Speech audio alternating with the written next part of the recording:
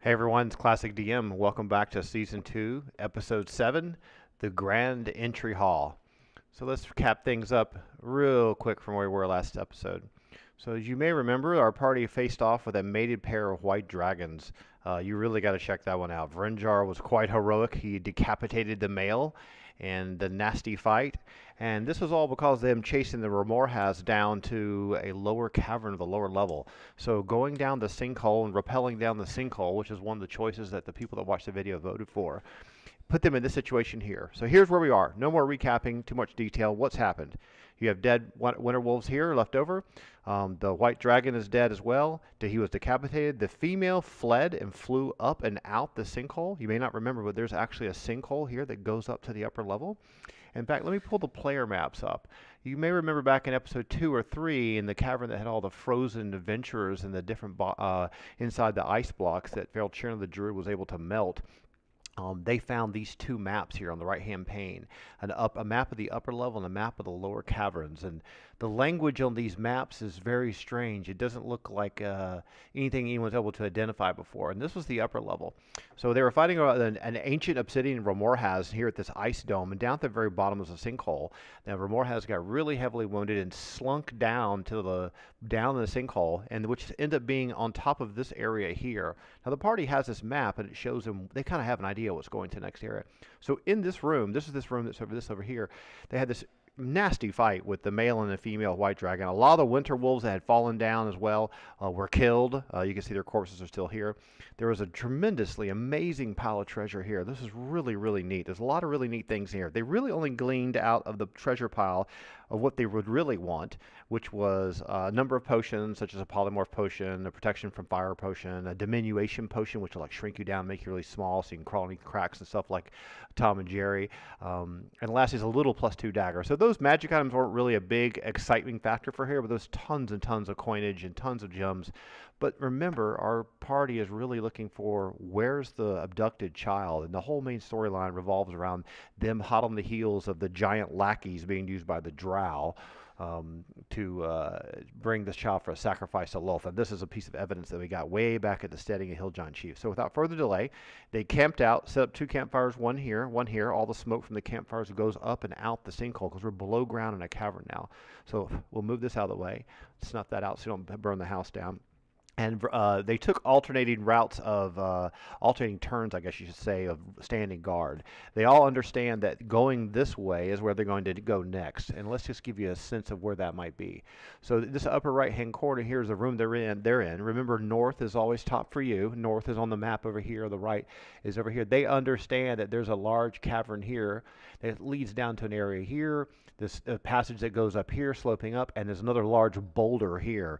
And one thing you've picked up on in the Glacial Rift or Frost Giant Jarl is these Frost Giants are using these huge round boulders as doors. Unlike in the setting of the Hill Giant Chief where they have these massive lashed together timber poles like a wooden fort, the Frost Giants are using these icy frozen boulders, just roll them out of the way because they're so big. I mean, remember a Frost Giant's like 15 feet tall. So they stood guard. Everyone's gotten some rest. Everyone's gotten healed up. Everyone's got their spells together. They still have one winter wolf that's an ally that Felchirna has made convinced to help them. Go back a couple episodes and you'll see how she handled that. It was really brilliantly done. So what we're going to do now is everyone's going to start progressing forward and move on with the next area. Let's say they've rested for a good 8 hours.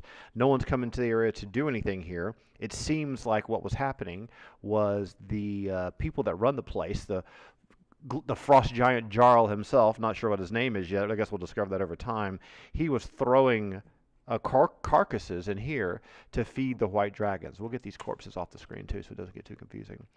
And our pile of tokens for monsters is quickly expanding. Look at this treasure trove. All these are baddies that have been killed and destroyed in all these series. So they're basically fender washers that we have artwork that we took pictures of with our cell phone, and then we printed it up on glossy cardstock, and we've glued it onto the back, and we also put these, like one sheet of this red felt costs like 60 cents. So all this stuff is handmade. So we got a nice treasure trove. I get a cooler case besides this silly case, maybe for Christmas. So All the treasure, not interested in it. Took the potions, took the daggers. Everyone's going to come back down here. Remember, this slopes down. If you watch the last episode, this is an upper ledge where the female was. The female has fled. She watched the death of her mate in a gruesome way at the hands of Renjar. Once again, he's proving to be the most vicious person in the whole party. So everyone's going to move down to this area and prepare to move onward. So everyone's got their health back up and everyone's ready to go. So at the end of this passageway is a large boulder. So we're going to do a quick check here because I know what's behind the door. You may think you know what's behind the door. If you're following along with the show and reading the original module, you know that this next room is typically non-threatening. But there was a lot of fighting happening in the last episode of Season 2, and all that noise has brought the attention of some locals, let's just put it that way. So what they're going to do, they're going to have Renjar, who's got the Girdle of Fire Giant Strength on. This is an item that was found in those frozen cubes. This thing is amazing. We had the community vote for who would get it, and he won the vote. So his strength, one thing you need to notice about this, his Benbar's lift gate number goes through the roof, okay? He already had 1848 strength, all right? This is the oldest guy of the Tiger Nomad siblings. The Girdle of Frost Giant Strength, which you can see down here, right? This is right here, down here highlighted, down in this area. It gives him a 7,500 pound weight allowance, and his Benbar liftgate number goes to 80%. So with all that, if you keep that in mind, okay? If someone came and you said, hey, you're a fire giant, you think you could roll a boulder out of the way that frost giants rolled in there? Sure, because these things are done as if a single frost giant put it. So he's going to get in position to roll the boulder away, you can't really pull it, away down to the east, to the west here. And Mercede, who's still the leader, and Xoleras are going to back him up. Elephantisi's going to sit back here. The Druid and Obscura are going to get here. And we'll have Antola close at hand in case something happens. So what we're going to do, he's going to roll that boulder towards the west. And we're going to give him a little simple Benbar lift gate roll to see whether he does it too strong. Basically what I'm going to say is that if he can do it within his Benbar lift gate percentage, which is 80%, if you see here in the lower right hand corner with the Girdle of Fire Giant Strength, it gives him plus 10 base strength to damage, that's not to hit. So his plus to damage is plus 13 because of plus 3 axe. Really, really nasty. It gives him a 80% chance. So if he can do it, it's like you opening a heavy garage door. You can do it, but if you roll outside that percentage range, if I roll 81 or higher, he's kind of lost control of it and it's rolled down the passageway. Okay, here we go. Let's get started. At 83. Okay, so what happens is he starts to push and roll this boulder. It kind of gets away from him and just takes off down the hallway. So we're going to switch to the map that's the next room because that's going to put them in a very precarious position. And all hell is going to break loose. So nothing like a little hack and slash to make things exciting. So what we're going to do, we're going to pull this map out of the way. Let me just get this untaped here real quick. I'll get this undone. I usually like to tape these things down with drafting tapes. They don't move around much because it's really easy to jostle the map. And since I draw on top of them, it makes it awkward because I'm going to draw on top of it. Okay, so what we got in this next chamber? I drew this morning. Drawing is part of the fun, isn't it? And I'll adjust the camera so you can see it better. And let me just get this out of here. I'm going to set this glass out of the way. And we're going to put some fresh tape down. Let's get our little drafting tape roll here. Old school, all the way. If it's not 1978 technology, you're not allowed to use it. Only the camera and the streaming software is allowed, right? So we're going to put this about like that. That should give you a good view of everything, right? And I'll explain the map to you as people come whipping in the room. So when the boulder gets knocked loose, and let's go put our cool piece of glass here on top of it to be careful not to break it because it's not tempered. We have I don't know if you noticed it, but we actually use a big piece of glass. It's got these little furniture stoppers on it. And that allows me, you can see the lights reflecting in it. That allows me to set this on top of the grid, which is a dry erase marker board. And with my bumwad, technically that's what it's called, sketch paper beneath it, that means we can, you can start drawing cool stuff on it, right? So who doesn't want to draw something cool? So you have a huge, massive evil dog here, right? So and it also allows you to get rid of it really fast. It's a good way to articulate things on the map. All right, let's get back to the action. So here's where everyone is. They're going to be over here on the east side of the map. So you had Renjar, and then you have Mercede and Xoleras right hot on his heels. And what we're going to do is we're going to move that. Now where's Mercede go? Here she is. This is Elephantisi. Here's Mercede. This boulder comes rolling, and here what we have here is wooden planks. Have you ever seen pallets lying on the ground, like the back of a warehouse or back of Walmart or something? There's these big, huge, rough-hewn pallets lying on the floor all over this area, and they're all about, the width of this eraser off the ground on little stubs. And basically what that creates for you is the stone floor kind of slopes down. So you see these lines here like this? Here's a topography line, topography line, topography line, and I'll erase this off. These all give you a sense that everything is sloping down. If you were looking at a civil engineering drawing or site plan, you see that everything, so if you take a big bucket of water and throw it on the ground, this is all dropping down by 2 feet. So water would just trickle and run down into this passageway here or down to this tube here. Same thing for this. This goes up. This goes up. This goes up to the next level, and there's another big nasty boulder over here.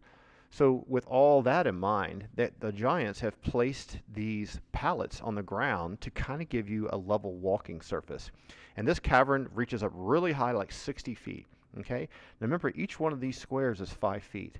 Okay. So this is 10 feet. Now if you take that, the width of this eraser is 10 feet.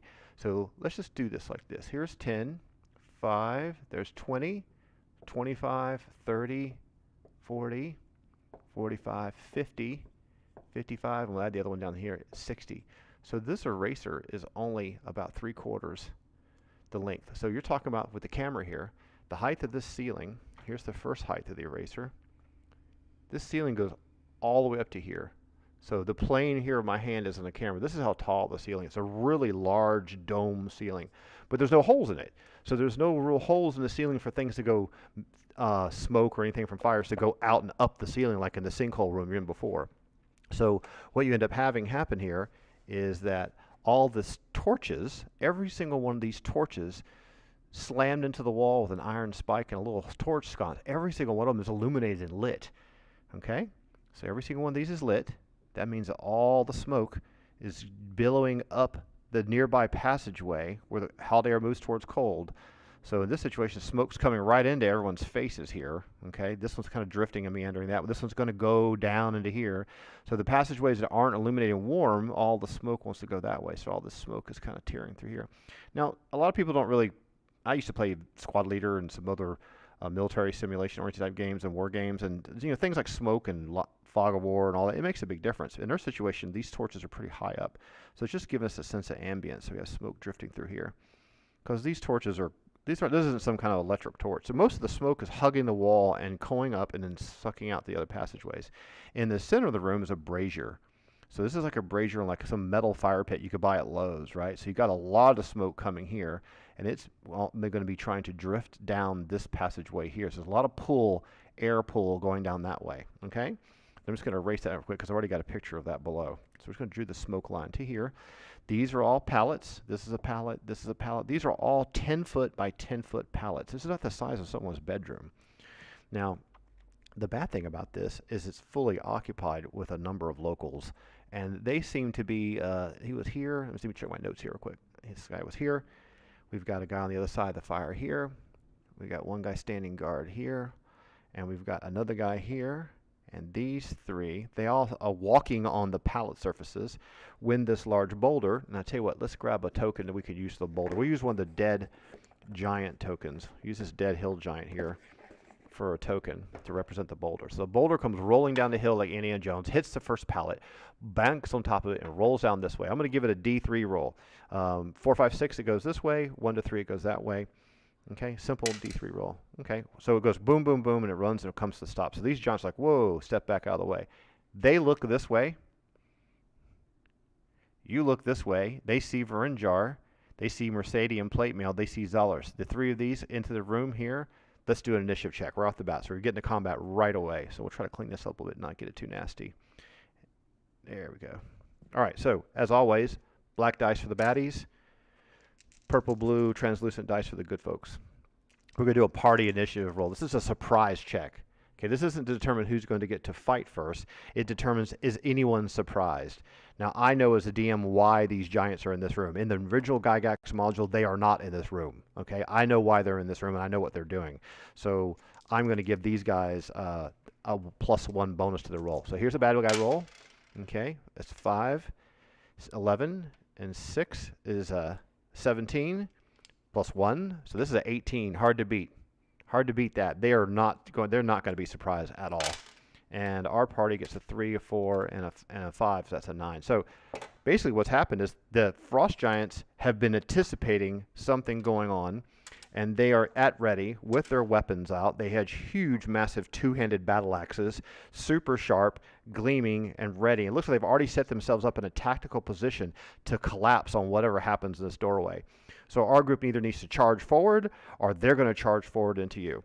So Mercede, being the most boldest one in the party, what she's going to do, she has her two-handed sword out. She's going to hold her ground. Xoleras is going to slip into position here, and then Vrinjar is going to slip back. So we have Xoleras and Mercede in the front line, and Vrinjar is going to slip back. Now we do the initiative roll. This has no additional bonuses to it at all. Initiative determines who gets to go in what order. And a good way to do that, to tell you the truth, a good way to do that is to assign an initiative roll to every single member of this party, but I'm not going to do it because this is a group. So I'm going to give one initiative roll for the group and one initiative roll for this group. So we're going to have this group here, okay? It's kind of like a group initiative versus this group here. Frost Giants versus players. And let's just get this cleared up a little bit here. There we go, cool. All right, you ready for the roll? Bad guys are black die. 3 and 3 is 6 plus 1 is 7. So they got a 7. That should be pretty easy to beat. There's no modifiers to this, no dex modifiers. 4, 5, 6, 7. Oh, it's a tie. Oh, wow, that's crazy. Okay, that means I'm going to let everyone move simultaneously. That means they can bump into each other. Now, Mercede is tactical. Xoleras is tactical. They understand stepping into the large open cave, even though it would allow your allies to come and follow you and spread out to the cave, is not a good idea. They're going to use this as a choke point and make the Frost Giants come to them. So this Frost Giant's going to charge forward and go for Xoleras. This guy's going to take a step here. He's going to charge forward and go for Xoleras. This guy's going to move around the boulder and come forward for Mercede, and this guy's in the process of moving around the boulder, but as he comes around this way, he gets choked up. So these three in the back are choked up. These three are going to attack these first two characters. So let's get their sheets on screen. So let's do this right away. Here we go. So we got Mercedes' screen on the right, and I got a Frost Giant sheet set up over here. These are 80 health Frost Giants. Let's put this down here so you can see it for fun. There you go. So you got 6 Frost Giants in the room. Time to do some fighting. So these guys, to hit AC 0, they only need a what? They only need a 10. Oh my goodness, that's going to hurt. Only need a 10. Now Mercedes -2, so you're going to have to mean they're going to need a higher roll than that. So they only need a 10 to hit her. So what we're going to do, we're always going to start from bottom to top or from left to right. So what I'm going to do, I'm going to flag these guys first, okay? So we're going to do, this is 1, 2, and 3. We'll just call this 1, 2, and 3, and we'll call this 4, 5, and 6. So let's just do a little pattern design here. 1, 2, and 3, and then we have 4, 5, and 6. So 1, 2, 3, 4, 5, 6. That's so we don't get confused as to who's who, because I'm going to keep their health numbers separated here. Let's get a blue pen. It's cooler. All right, I'll put this back over here. You know, I can put this down here. It doesn't really, you can keep track of it separately. It's as if you're sitting at the table. All right, smoke, death, destruction, killing. This is awesome. Can they nail the hit on her? So we got 2 Frost Giants going for Xoleras. Actually, 1 going for Mercede. Let's get Xoleras' sheet up first. Let's backtrack a little bit. So 2 of them are going to go in for Xoleras. They're -1 armor class. They only need a 10. That means you need 11 to hit him. First Frost Giant, a 9. Lucky, he misses. Sorry, I did that a little loud. This other guy takes a swing, and a 3. So these Frost Giants, these are 15 feet tall. They're the same 5 feet taller than the rim of a basketball goal. Okay? Have you ever been in your high school or your college, or you've been to a professional basketball game or a college one? The tip of the rim is 10 feet. I used to know because I used to be a basketball player. So imagine another 5 feet taller than that. So these guys are that tall. They're using two-handed battle axes. They understand how to fight as a unit. They're like elite Frost Giants. These are going to be overhand swings. So overhand swings that miss basically just mean that the character has like sidestep to the left or sidestep to the right and just avoid one chop chop. So 2 massively chop chops happen, and he just avoids moving back and forth and doesn't even try to parry. So while he's doing that, we're going to do an actual Vrinjar afterwards. But let's move on to this guy, take a swipe at Mercede.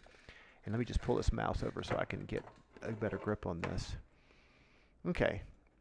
So Mercedes -2, they need a 10 to hit 0. They're going to need a 12 to hit her.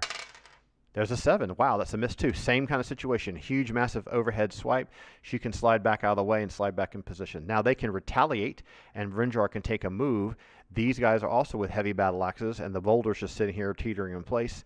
And so let's go for it. So let's start off with Xoleras. Let him go first. Now to hit these frost giants, they're AC 4, so you just take 4 away from his to hit AC 0. You know it's a second edition thing. I like to do it that way. It's so much easier than using the chart. You can look at your DM screen and follow along. So to hit AC 0, look over here on the right. He only needs a 6. So because these guys are AC 4, okay, that goes all the way down to a 2. So it's going to be the same thing actually for Mercede. Easy number to remember. To hit AC 0, she needs a 6. To hit AC 0, Xoleras needs a 6. So they land hits really well. They're relatively hard to hit, 50% chance to be hit. So that's a pretty good situation for these kids. They're not incredibly armored, okay, but they have really good damage output. So he's going to take a swipe from left to right with his glaive, try to hit both of them if possible. Now, I allow that to happen with two-handed weapons. Pole arms that have slashing ends like glaives. Now, if it was a barges or a halberd, I'd allow you to do it with a halberd. If you're using something that's like a spear tip on it, like a ransu or raker or something like that, I wouldn't allow you to do that because it would get hung up in the first target and never go through. So since his weapon is a glaive, this burning glaive, you can see it there on his back. I'm going to let him roll to hit in the first guy. If he hits the first guy, he hits both of them. Remember, this weapon has a fire enchantment effect on it. So the burning damage will always do 1d8 per round, no matter what. And it continuously burns as a dot and it gets reapplied. All right, you ready? You can only miss on a 2, right? I can only miss on a 2. Oh, natural 20, double damage. That's a nice one. Yay, that's fun. All right, so to get large targets, you look at his sheet. It's a 1d10 roll plus 5. Now, the plus 5 is coming from a combination of his plus 1 to damage from 16 strength and the plus 4 for the glaive. So we're going to do that roll, and then we're going to double it. And there's also a 1d8 roll for the fire damage, but I don't double the damage on fire. So we'll use this 1d10 and this 1d8 here. You ready? So, wow, what do we got there? So we got on the d10, we got a 3. So we add 5 to that. So that gives us the 8. I'll just write this up here. And then we have, that gets doubled times 2. So that's 16. And then we're going to add the 4 fire damage for a total of 20. And remember this first guy here, he's number 1 from left to right. So that puts him down to 60. Keep it fast. Keep it fast. And I'm going to have his follow-up damage hit this guy here, but I'm going to roll for it separately. Okay, here's the 1d10 and the 5 damage of burning damage. So you've got the 1d10 is 2 plus 5 is 7 times 2 is 14 plus the burning damage of 5, which is 19. And so that's going to put this guy at 61. So he's down to 61. Whoops, I read it wrong. Let's drop him down. So number 1, number 2 is down to 61. I think it's more fun and honest for you to be able to see this, okay? You know that I'm not cheating. It also helps me keep me honest from not forgetting something, all right? So Mercedes, she gets to strike back. Let's get her sheet up real quick. She's using a Zweihander, which is a German word for a two-handed sword. Hers is just a +4 two-handed sword. She has no magical enchantments on it other than just the enhancement bonus. So for her, and once again, it's only needs a 2 to miss. A 20 has 2 natural 20s back to back. That's amazing. So this is 3d6 damage plus 5 for her. All right, so we're gonna roll her damage. Oh, this one's cocked over here. You can still see it's a 6 and a 4, which is 10 plus 2 is 12. And we double that up, it's 24. Now, okay, what's 80 minus 24? Well, if you take the 20 away, it puts you down to 60. Take another 4, puts you down to 56. That's a nasty hit. That's an overhand swing, okay, because we didn't specify ahead of time. So she's keeping the combat tight. She's just doing an overhead swing. So great. Now we have other people in our group that can do a move. We have Rinjar. He's going to slip back into the previous room to try to hide in shadows and move silently. I'm going to go ahead and give him the roll for it now, but he can't slip past this frontline combat to do anything. I'm actually also going to allow Eliphanisi to come to this to do the same thing. So we're going to Eliphanisi and Rinjar do a hide in shadows and move silently check. So let's just do that real quick. You have to do that from out of line of sight, okay? So let's do Varinjar's Hide in Shadows. It's called HS, it's 75%. You can see it over here on the right-hand side of his sheet. So Hide in Shadows is 75, Move Silently is 68. So let's do Hide in Shadows, 97. He thinks he's concealed in shadows, but he's not. Move Silently doesn't matter that much when there's a lot of loud melee going on, but he does move silently. So he's gone back and wasted, not wasted, but he's using his segment to do that. Let's do the same thing for Eliphanisi. She's treading into danger here, but she's not scared of anything. Her Hide in Shadows is 68. It's lower because she's only level 10. 53, so she's able to conceal herself quite well. Let's see if she moves silently. Oh, an 8, a 008. You rarely see that. Remember on your percentile die, the 00, it means 00. It doesn't mean 100. This isn't 108. You can only go up to 100. So that's great. So she's completely concealed. Now, we have other people in the back of the group as well. We have Antola is going to take a step forward. to be on hand for heals. Okay, just to give you a quick snapshot of Antola, in case it's your first episode, he is our heavily armored pure cleric. He's almost completely focused around healing. He doesn't have harm memorized or anything like that. He has 2 heals memorized. Those are very, very good. Remember, a heal spell will heal you for all damage you've taken except for 1d4. It's probably one of the most overpowered, ridiculous spells in the game, but it requires a touch. Okay, it's not something you can cast from long. I give it a 10-foot radius. So he's in position for that. I'm going to have the Druid come to here, but not try to choke the passageway up, because Eliphanesi and Vrinjar would have slipped back and line of sight around the corner and hidden in shadows and then use the next turn to move in. So I'm going to have the Druid come to here and be at hand to do something. She hasn't decided to do anything yet. So let's go back to the room. Remember, he went first, he went second. They were both on Xoleras. He went third, he was on Mercede. Every one of the Frost Giants has missed. These guys are in position to do something. What would you do if you're a Frost Giant?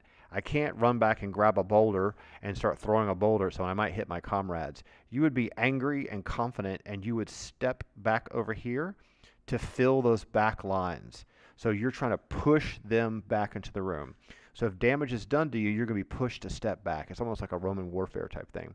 Obscura and the Winter Wolf, I'm going to put them off screen. This is inside the rock. Obscura and Winter Wolf are back behind the scenes. They're not in the room yet. All right, so it's going to continue. These 3 are going to get attacks on the same targets. So once again, where's our Frost Giant stuff? To hit AC 0, they need a 10. And Xoleras, I believe, is -1, so they're going to need 11 or 12 to hit him. He's -1. They need 11 to hit him. So let's do the first guy. Overhand swing again. A 17 that hits. Let's do that damage right away. The damage on the Frost Giant is 6d6, okay? 6d6 is very, very nasty. That's 6 to 36 damage with these overhand, two-handed battle axe damage. All right? That's very nasty. That's a nasty hit. 5, 6, 7, 8, 9, 10, 11, 12, 13, plus 4 is 17, plus another 4 is 21. So we've got a little party note sheet here for party health. So we're going to take Xoleras, who has 156, and take 21 from that, okay? That's going to put that down at 5. This will be 4. 21 from 4 is 2. Puts him at 125. I shouldn't have written it there. It'd be easier to see it somewhere else. So that's a pretty nasty hit, but it's only like maybe 15% of his life. Now the second fella, left to right, he's going to get an attack too. Now you may ask yourself, wait a minute, that's just a two-handed battle axe. It's not a human-sized two-handed battle axe. You're talking about a two-handed battle axe that's over 10 feet long. The width of the blade is probably this wide. If that thing hit you with an overhand swing, it would cleave you in half almost. Only because in the combat in the first edition, all this is insinuating that there's been some exchanges. He took a swing, you parried, you took a step right, he took a step forward, he took a swing, and then when he does the roll to hit, it determines after that exchange, ultimately when a hit landed, what happened. Second attack on Xoleras. Remember, they need 11 or higher. A 3, he misses. Very lucky there because that damage could be quite nasty. Now let's move on to Mercede. They need a 12 to hit her because she's at -2. A 12 or higher, a 17. That hits her, 66 damage. All right, so the damage on her is 6 and 5 is 11. Plus 4 is 15. Plus the other 5 is 20. Plus 4 is 24. So let's take this minus 24. Put this in 8. This is put her at 8. Carry this over to 2. 2 and 2 is 0. That puts her at 108. Nasty hit. Nasty hit. From this point forward, we're going to get to a situation where our party is starting to get a little bit more evenly matched. They've been pretty overpowered so far. That's because of how well they work together. They've been a melee trained.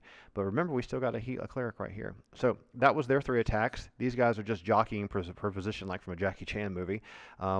We now have Vrinjar and Eliphanesi can slip back into the scene. Now think about the width here, okay? Each one of these squares is 5 feet, okay? So a character pretty much takes up 5 feet. She's using a two-handed weapon. He's using a two-handed weapon. Can Eliphanesi slip past her and attack him? I would say yes. Can Vrinjar slip into this front lines and attack here? I would say yes. But since the damage, he's done damage to him that could possibly push him back, I'm going to allow that front line formation right there. So I'm going to now give Vrinjar thinks he's concealed, but he's a frontal attack. It's not a backstab. So Vrinjar's going to get a good old-fashioned melee strike against this first Frost Giant because he can't reach this one. And Eliphanesi's going to do open hand stun attempt on this guy here. Now, an open hand stun on a Frost Giant is kind of tricky. You can probably imagine where she needs to hit him to get that to happen. Okay? Let's do it systematically, though. We're going to start with Vrinjar's attack, and then Eliphanesi, then we'll go back to Xoleras, and then we'll do Mercede in the original order. All right, so to hit AC 0, he only needs a 12. Remember, he's dual wielding. He gets a -2 penalty for his main hand. Now, the armor class on these guys is 4, right? That means he only needs an 8. Take 2 off this roll. That's 8. That still hits. And a 10. So both main hand and offhand hit. His damage is very, very nasty. It's 1d8 plus 13. So we're going to roll 2 of these at the same time and add 13 to each one, okay? So let's do the math over here. Where's our marker at? Well, here it is. Okay, so 8 and 13 is 21. So you have 21, and then 1 and 13 is 14. So 21 and 14 is 35. That's nasty. That's to Frost Giant number 2. Okay, Frost Giant 2 was down to 66. Let's take 35 from here. That puts that down to 1. And 3 from 6 is 5. 3 from 6 is 3, excuse me. That puts him down to 31 health. This guy's pretty heavily damaged. Heavily damaged. So we've got 31. We've got 60 health, 31 health, and 56 health. That's Vrinjar's attack. Well done. Now, I said I was going to let Elefantisi do her strike next. Remember, quick refresher, check her character sheet out. On the right-hand side, she stuns for 1d6 rounds, which in our combat is 1 segment, if she rolls 5 or higher on her roll to hit. The Frost Giant armor class for these guys is 4, okay? So to hit AC 0, you can see she only needs a 14. That means she only needs a 10, and she gets an offhand and a main hand with no penalties, okay? Because she's using open hand attacks. So it means if she rolls a 10 or higher, she hits. If she rolls 15 or higher, there's a stun. The 1's a flub, and a 20 is double damage. So I didn't designate which is main hand or offhand, which I probably should have done. So here's how I'm going to handle this. So I'm going to say that the first hand strikes really strong, does double damage, but it does so much damage it throws her off base because she stuns him with that hit. And when she tries to do the follow-up, maybe a left hook or something, she staggers and loses her balance. So that's just going to put her in an offset position. This guy's going to be stunned. That's a duration of 1d6. It's also a chance to outright kill, remember. Stunned for 3 segments, which is 18 seconds of stun on this guy right here. And we're going to use a token for that. Let's get a token to mark up what's going on with him. We've got these little magnets. This guy's stunned directly in front of Mercede. Not a good idea. Now, let's check for the outright kill. So besides the ability to evade missiles and things like that, on the stun, the percentage chance to kill is basically the armor class of the enemy plus 3 for her, the number of levels she has divided up. So that's basically 4, the armor class, plus the 3, 7% chance to outright kill this guy. Okay? Rarely happens. I've only seen it happen a few times in 40 years, but it's still something to roll for. So we roll a 7, 0, 7, 0, 7 or less. That's like a complete kill. Okay, 36, there's not a complete kill, but he is stunned. So she's done that, but her other hand is a flub. Now, there's nothing really to do wrong here. She doesn't lose her balance. The left hook is going the opposite direction. She just slammed against the wall. All right, now we said we were going to go back and do Xoleras and then Mercede. Xoleras is going to continue to thrash on this guy here, who he hit before for 56 damage. So let's get his sheet up real quick. So to hit AC's, he only needs a 2. Remember, him and Mercede only need 2s. So there's an 8. So let's do the damage for him. You immediately get the 1d8 damage burning dot again of 5. And then you have a 1d10 plus 5. A 10 plus 5 is 15. So that's 15 plus the 5 is 20 total. I don't want the burning dot to stack, I said a moment ago. It's just reapplying and not letting it run out. So you burn a little bit, and then it burns a little bit, so it cauterizes wounds and stuff as it happens. So we're going to take 20 off this guy here. It puts him down to 36 health. 20 off the 56. 36 health. So he's at 36. This guy's at 60, but he's also 1, 2, and 3. Okay, let's put him, he's stunned. No, did I get them reversed? 60, 66, 56? No, I don't think so. Okay, this guy here is the one that's stunned. All right, I thought I went from bottom to top. Let me get the reverse. Let's just fix that real quick. He's not stunned. Number 3 is stunned. That damage should have been applied to him. That would put him down to 20 to 40. He did the 30 damage to him. So his damage is right. Okay, so he's 36. He's 36. All right, sorry, I got a little confused there. All right, so let's get back to it. Now we have Mercede. She's going to continue to attack the target that's stunned directly in front of her. I don't even have to roll a hit. I'm just going to roll the hit to see if she gets... I'm going to give her 2 attacks this round because the target's not defending itself. Either one of these are 20. It'll just flat out kill it. Okay, there's 2 hits. I'm actually going to give her a double damage because the target's stunned, which means he's like teetering in place. He hasn't been knocked down. He might be in the process of falling down. In fact, let's give him a dexterity check, see if he loses balance. Because you're stunned, you're almost unconscious. I'll say these guys have a dexterity of 10. If he rolls 10 or less, actually doing a d20 make it harder. He rolls a 19, so he doesn't fall down, but he's stunned and like staggered against the wall. Okay, so her damage is going to be, let's pull her up real quick, 3d6 plus 5. So let's get 3d6 plus 5. We're going to do this twice. So this is a 6 and a 4 and 12. Plus 5 is 17. And then we're going to do that again. Give her a second attack on him.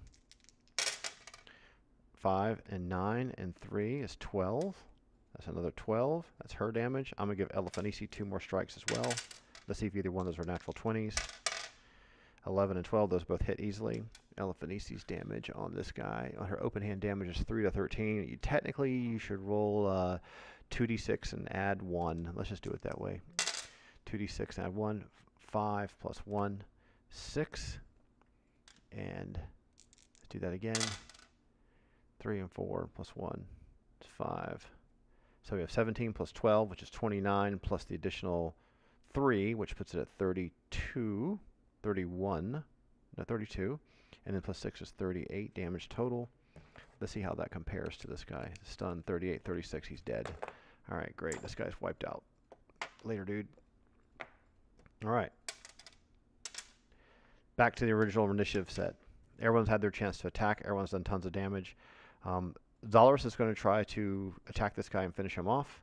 He's basically sitting around at 36 health left. Okay, great. So for him, remember, he only misses on a 2. There's a 12, easy hit. 1d10 plus the 5.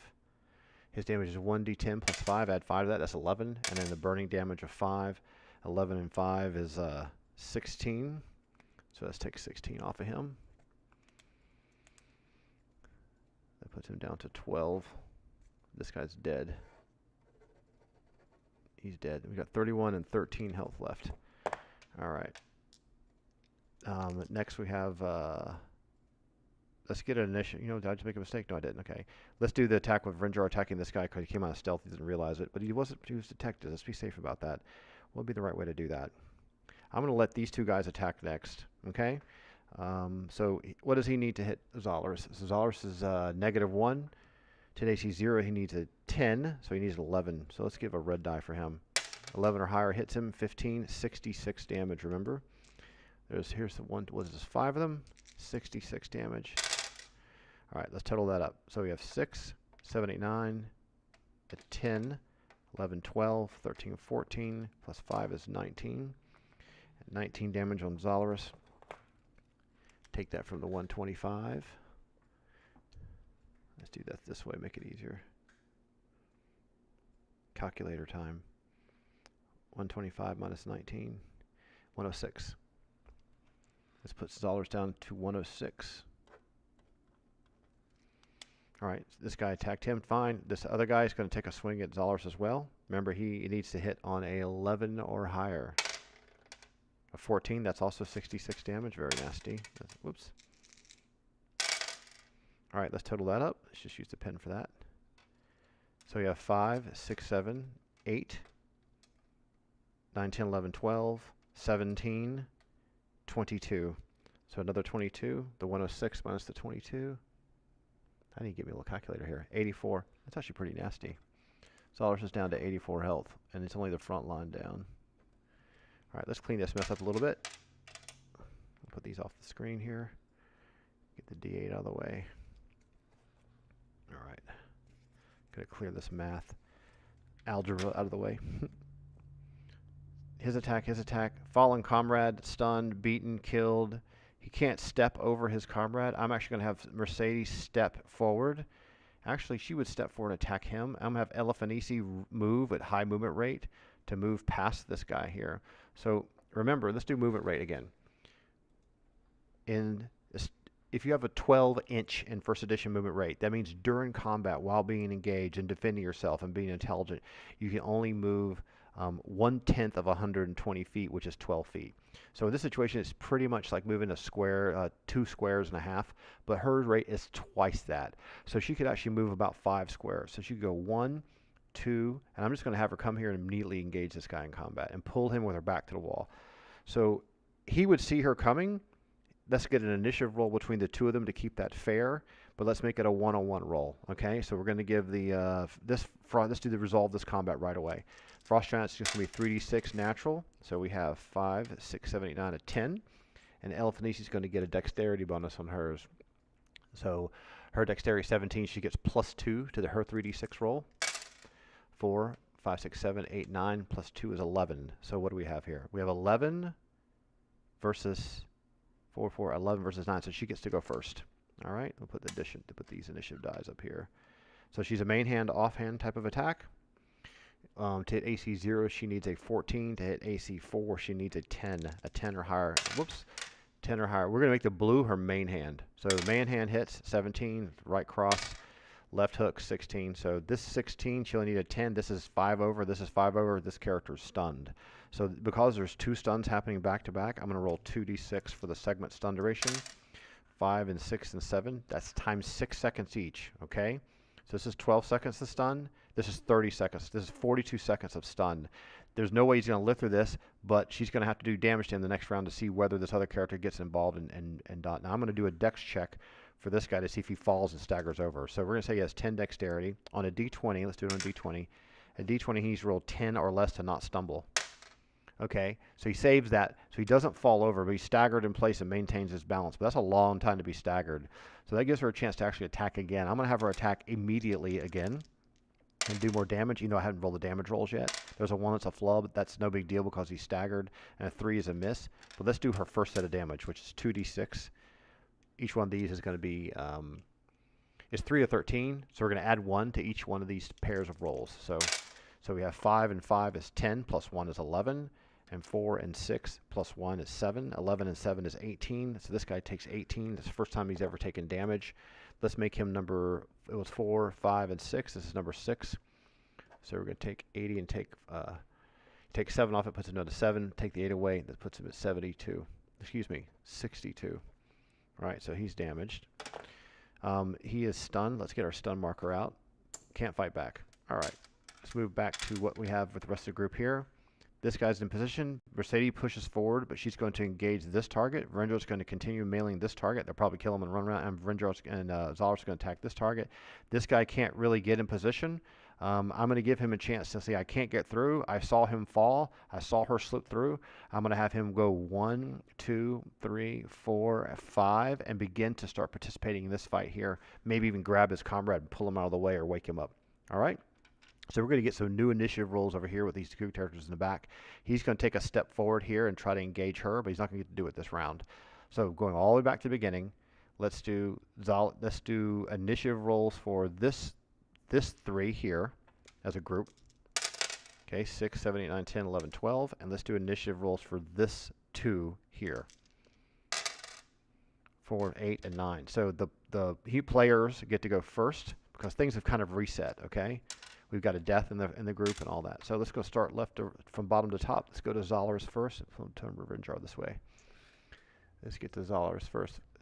He's just going to do a puncturing move with his polearm, his glaive, and just skewer this guy in the stomach. He only needs a 2 or higher to hit. There's a 3, an easy hit, not a great hit, but an easy hit. And remember, it's 1d10. 8 plus 5 is 13, and then he does 1d8 burning damage, which is 3, which is 16. This is this guy here. He was at 16. Number 1, he's at 12, 36. This guy's stunned. It doesn't kill him. 36 minus 16 is 20. He's almost dead. Vrenjar is going to attack this one here in the middle. He's at 31 health. Vrenjar is a main hand, offhand. Let's pull his sheet up real quick. To hit AC 0, he only needs a 12, which means he only needs an 8. Take 2 off the red. That's a miss with the main hand, and the offhand is a 1, a complete flub. So I'm actually going to give him a chance to accidentally hit Xoleras because they're so close in close proximity. It's a nasty fight. I'm going to give him a to-hit roll against Xoleras. I'm going to make Xoleras flat-footed.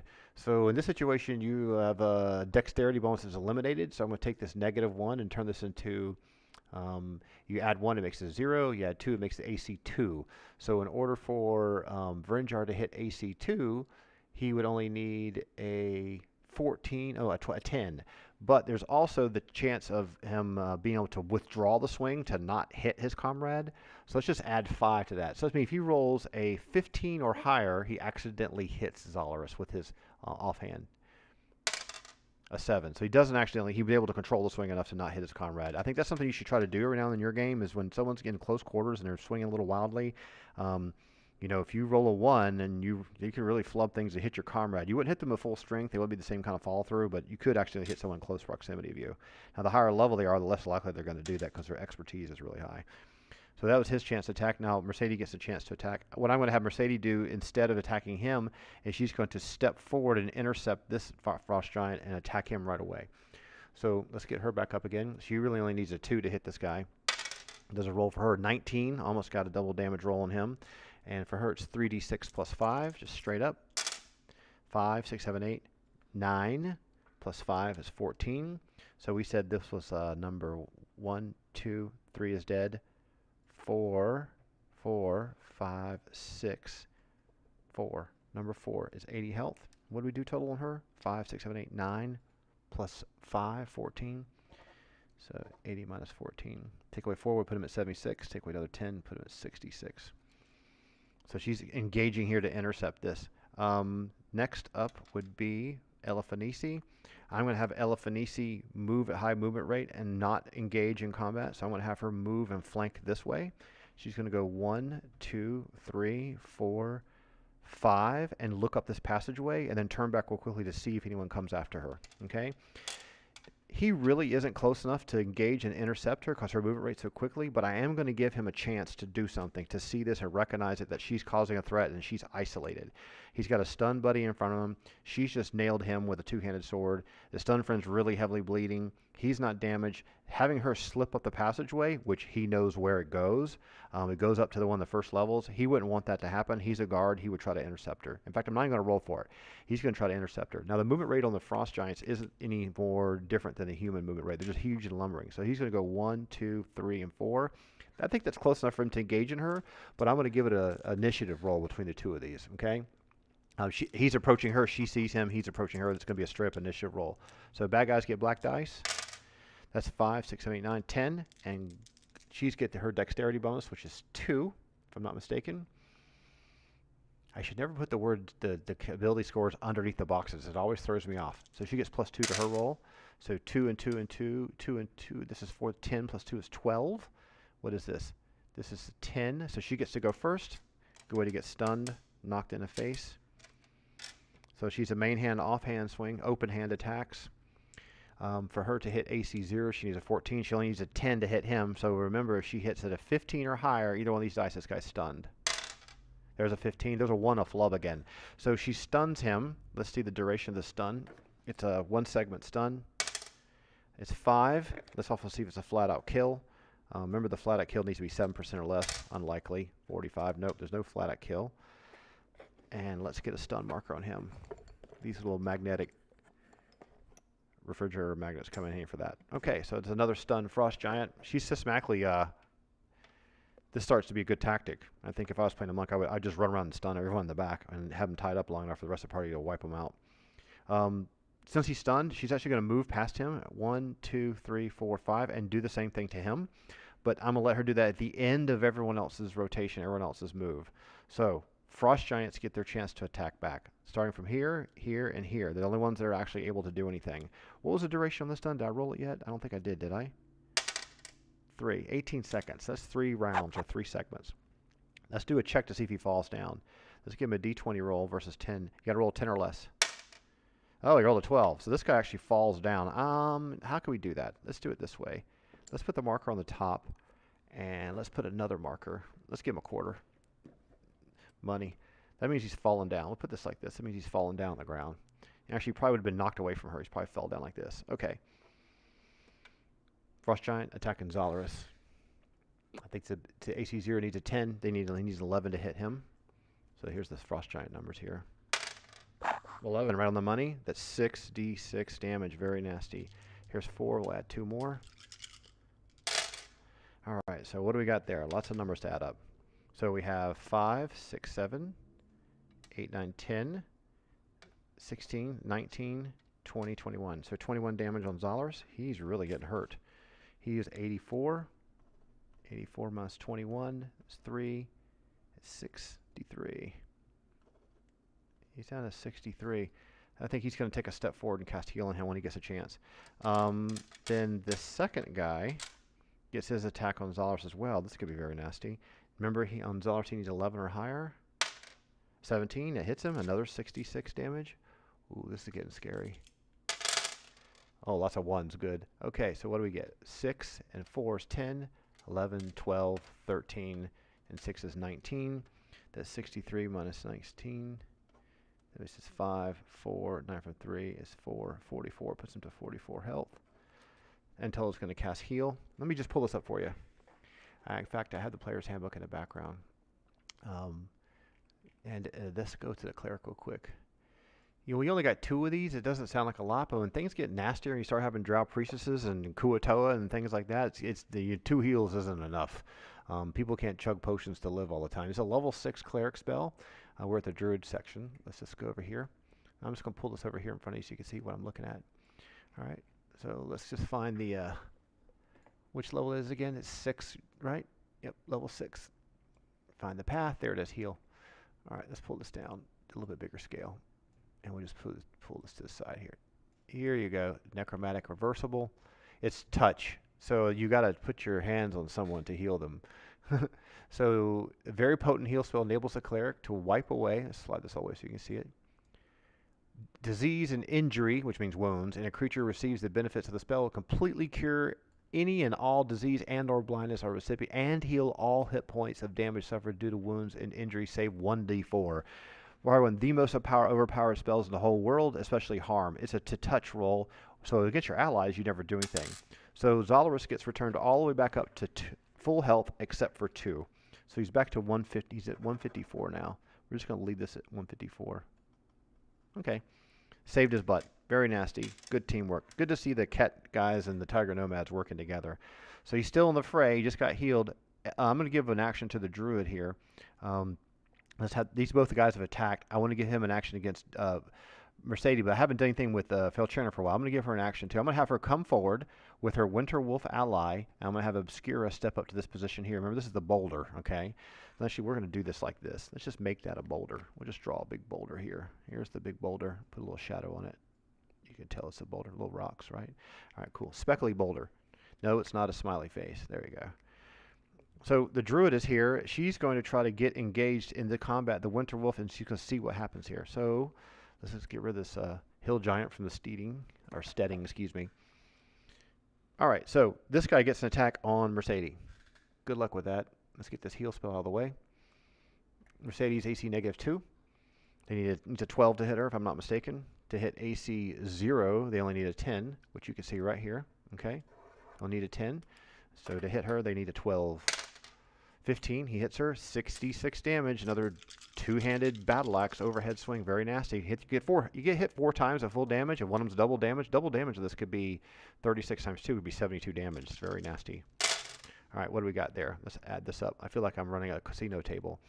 3 and 3 is 6, plus another 3 is 9, plus 2 more is 11, plus 1 is 12, plus 3 is 14. Just a flesh wound. Eliphanisi is at 132. She was at 108. And what did we say this was 13 total? 108 minus 13. Going to take away the 8, 9, 10, 11, 12. That puts her at 96. Catch my math errors and let me know. I try to do them really, really fast. I probably try to go too fast. All right, let's go to the next sect here. So now we have Mercede can retaliate. Everyone else can retaliate. We're going to do this systematically. We start with Xoleras at the bottom, then Varinjar. Then we're going to have Mercede attack him, and then Eliphanisi will attack him. So we're going to start with Xoleras first. Let's just put this over here. Let's get his sheet up again so we can see his damage. He can only miss on a 2 or less. There's a 16. That's an easy hit. His damage is 1d10 plus 5. That's the that plus 5 is 13. And then you have 1d8 burning damage, which is 7, which is 20. That may kill that guy. Number 1 is dead. Okay, he's dead. This guy just dies. Boom. Falls over. That allows him to push forward into the ranks here. The cleric's going to stay here. This guy sees his comrade fall. This is looking nasty. You got a stun buddy, a stun buddy. They're frost giants. These are puny. A little wolf and a girl with antlers on, and this crazy looking. I don't think they'd be intimidated. They're not gonna. This is their home. They're gonna. They could probably feel they could run and flee and get away from their confinement. So I'm gonna have Rinjar's going to attack him. Okay, so Rinjar's main hand is a -2 penalty. Let's get his sheet up for you again real quick. To hit AC 4, he only needs an 8. Take 2 away from this red die. That's a 0, so that's a complete flub. So the main hand completely flubs. I'm going to have it put him off balance, and I'm going to have his offhand with a -5 penalty, okay? So take away 5 from that. That means it's only a 7. He completely misses. So he's out of position. Actually, we'll take a dexterity roll away from him. I'm going to give an attack of opportunity to this frost giant on him because of seeing this guy stumble in front of him. So what does a frost giant normally need to hit? AC -2. I'm going to take the negative. I'm going to take the 3 away. Actually, he's got a -3 dex adjustment. Let's make an AC 0. So this guy only needs, frost giant only needs a 9 to hit Rinjar. Okay, that's because he just stumbled right in front of him. A 2, very lucky. So he could have got hit in the side of his body there. That would have been very, very nasty. So he takes a swing at him. Xoleras just pushes in. Xoleras can engage him. Now let's get back over here. Let's see here. Is it his turn to attack Mercede, if I'm not mistaken? Or she took damage already. That's right. Her chance to attack back. Her turn. All right, so to hit, she only needs a 2. A 1, a flub. So a big, heavy two-handed swing, completely misses. This guy goes ching, and then he gets attack on her immediately. To hit her, it's AC -2. To hit AC 0, they need a 10. He needs a 12. He's a 15. That's an easy hit. 66 damage on her. Oh, no. There goes all the dice flying off the table. All right, here we go. So we got 1. Let's do it this way. 3 baddie dice plus 2 more from the kids. 66 damage on Mercede. Okay, what do we got here? So we have 6 and 5, and 5 is 16. Plus another 5 is 21. 22 damage total. And Mercede goes down to 96. Let's take the 2 away. That puts us at 4. And 2 away from the 9 puts us 74. So I'm going to write this up here. Can you see this from here? No, it's too high. So Mercede is at 74. That's the only person that's really wounded at this stage at all in the battle. All right, put this here. Let's get these dice out of the way. All right, what do we got going on next? Everyone's got a chance to retaliate. Elephantisi gets a chance to jack him from behind. This will probably be an easy stun. I'm going to give her a flat-footed bonus to hit him. To hit AC 0, she only needs a 14. This guy's not actively defending against her attacks from behind. I'm going to be actually very friendly about this and give her a +5 chance to hit him. You know what? Let's be mean. Let's just give it +1, okay? He's moving around and swinging. She's trying to hit him, and she has to take a step forward and get within melee range to strike him. I'm going to give her just +1. So she only needs normally a 10 to hit him, but this means she's a 9 or higher on either one of these dice. So that also lowers the threshold for the stun. So if either one of these dice is a 14, it's a stun. If either one of them are 9, they're hits. There's a 16, so there's a stun. There's another stun. What's the duration on that stun? 5 segments is the 30-second stun. Ooh, this is nasty. This is only a 40 hit point little DPSer running around at high speed, cold cocking these guys. You know, hit them in the nerve, in the back of the pelvis, and the spine, and stun them and can't do anything. Let's do her damage roll. She gets 2 hits. Each one of these gets +1 to it because it's 3 to 13. So it's 2d6. So you have 2d6 +1. So here's the first one. 7 + 1 is 8. And here's the second one. 3 and 4 + 1 is 5. So 8 and 5, 13. So not a lot of damage. I'm going to call one more melee round of attacks for either one of these to see if they can flat out kill him. So let's give Mercede a roll so she gets a natural 20. 18, that's pretty nasty. Her damage is on her roll. I'm going to give her 2 attacks to this guy because he can't fight back. Let's do 3d6 + 5 twice. So we have the 13 damage. In fact, we're going to keep track of it here on the board so everyone can see. This is the total damage running on this guy. 13. This is 3d6 + 5 for Mercedes' first attack. 4, 5, 6, 7, 8, 9. + 5 is 14. Another 14. And she gets another swipe at him. Let's see if it's a natural 20. Nope, it still hits. 6, 11, 12. + 5, 17. That's probably enough to kill that guy, isn't it? 31 health. Let's add it up. 7, 10, 4, 14. 1, 1, 2, 3, 4. 44 damage total. He's dead. This guy is completely dead. Chopped to bits. You got one frost giant. Oops. Magnet's trying to pick everybody up. This guy's still alive, and he's actually really low in health. He's at 31 health. I'm going to do a morale check for him probably in a second, see if he flees. So this guy's stunned. It was chopped to hack to pieces. This guy's stunned. She's immediately going to turn to him and start attacking him. Elephanesi's going to do the same thing. So this guy was still stunned from previous rounds. Elephanesi's going to be faster on the draw than the plate mail wearing Mercede. So let's see if she gets this guy from behind.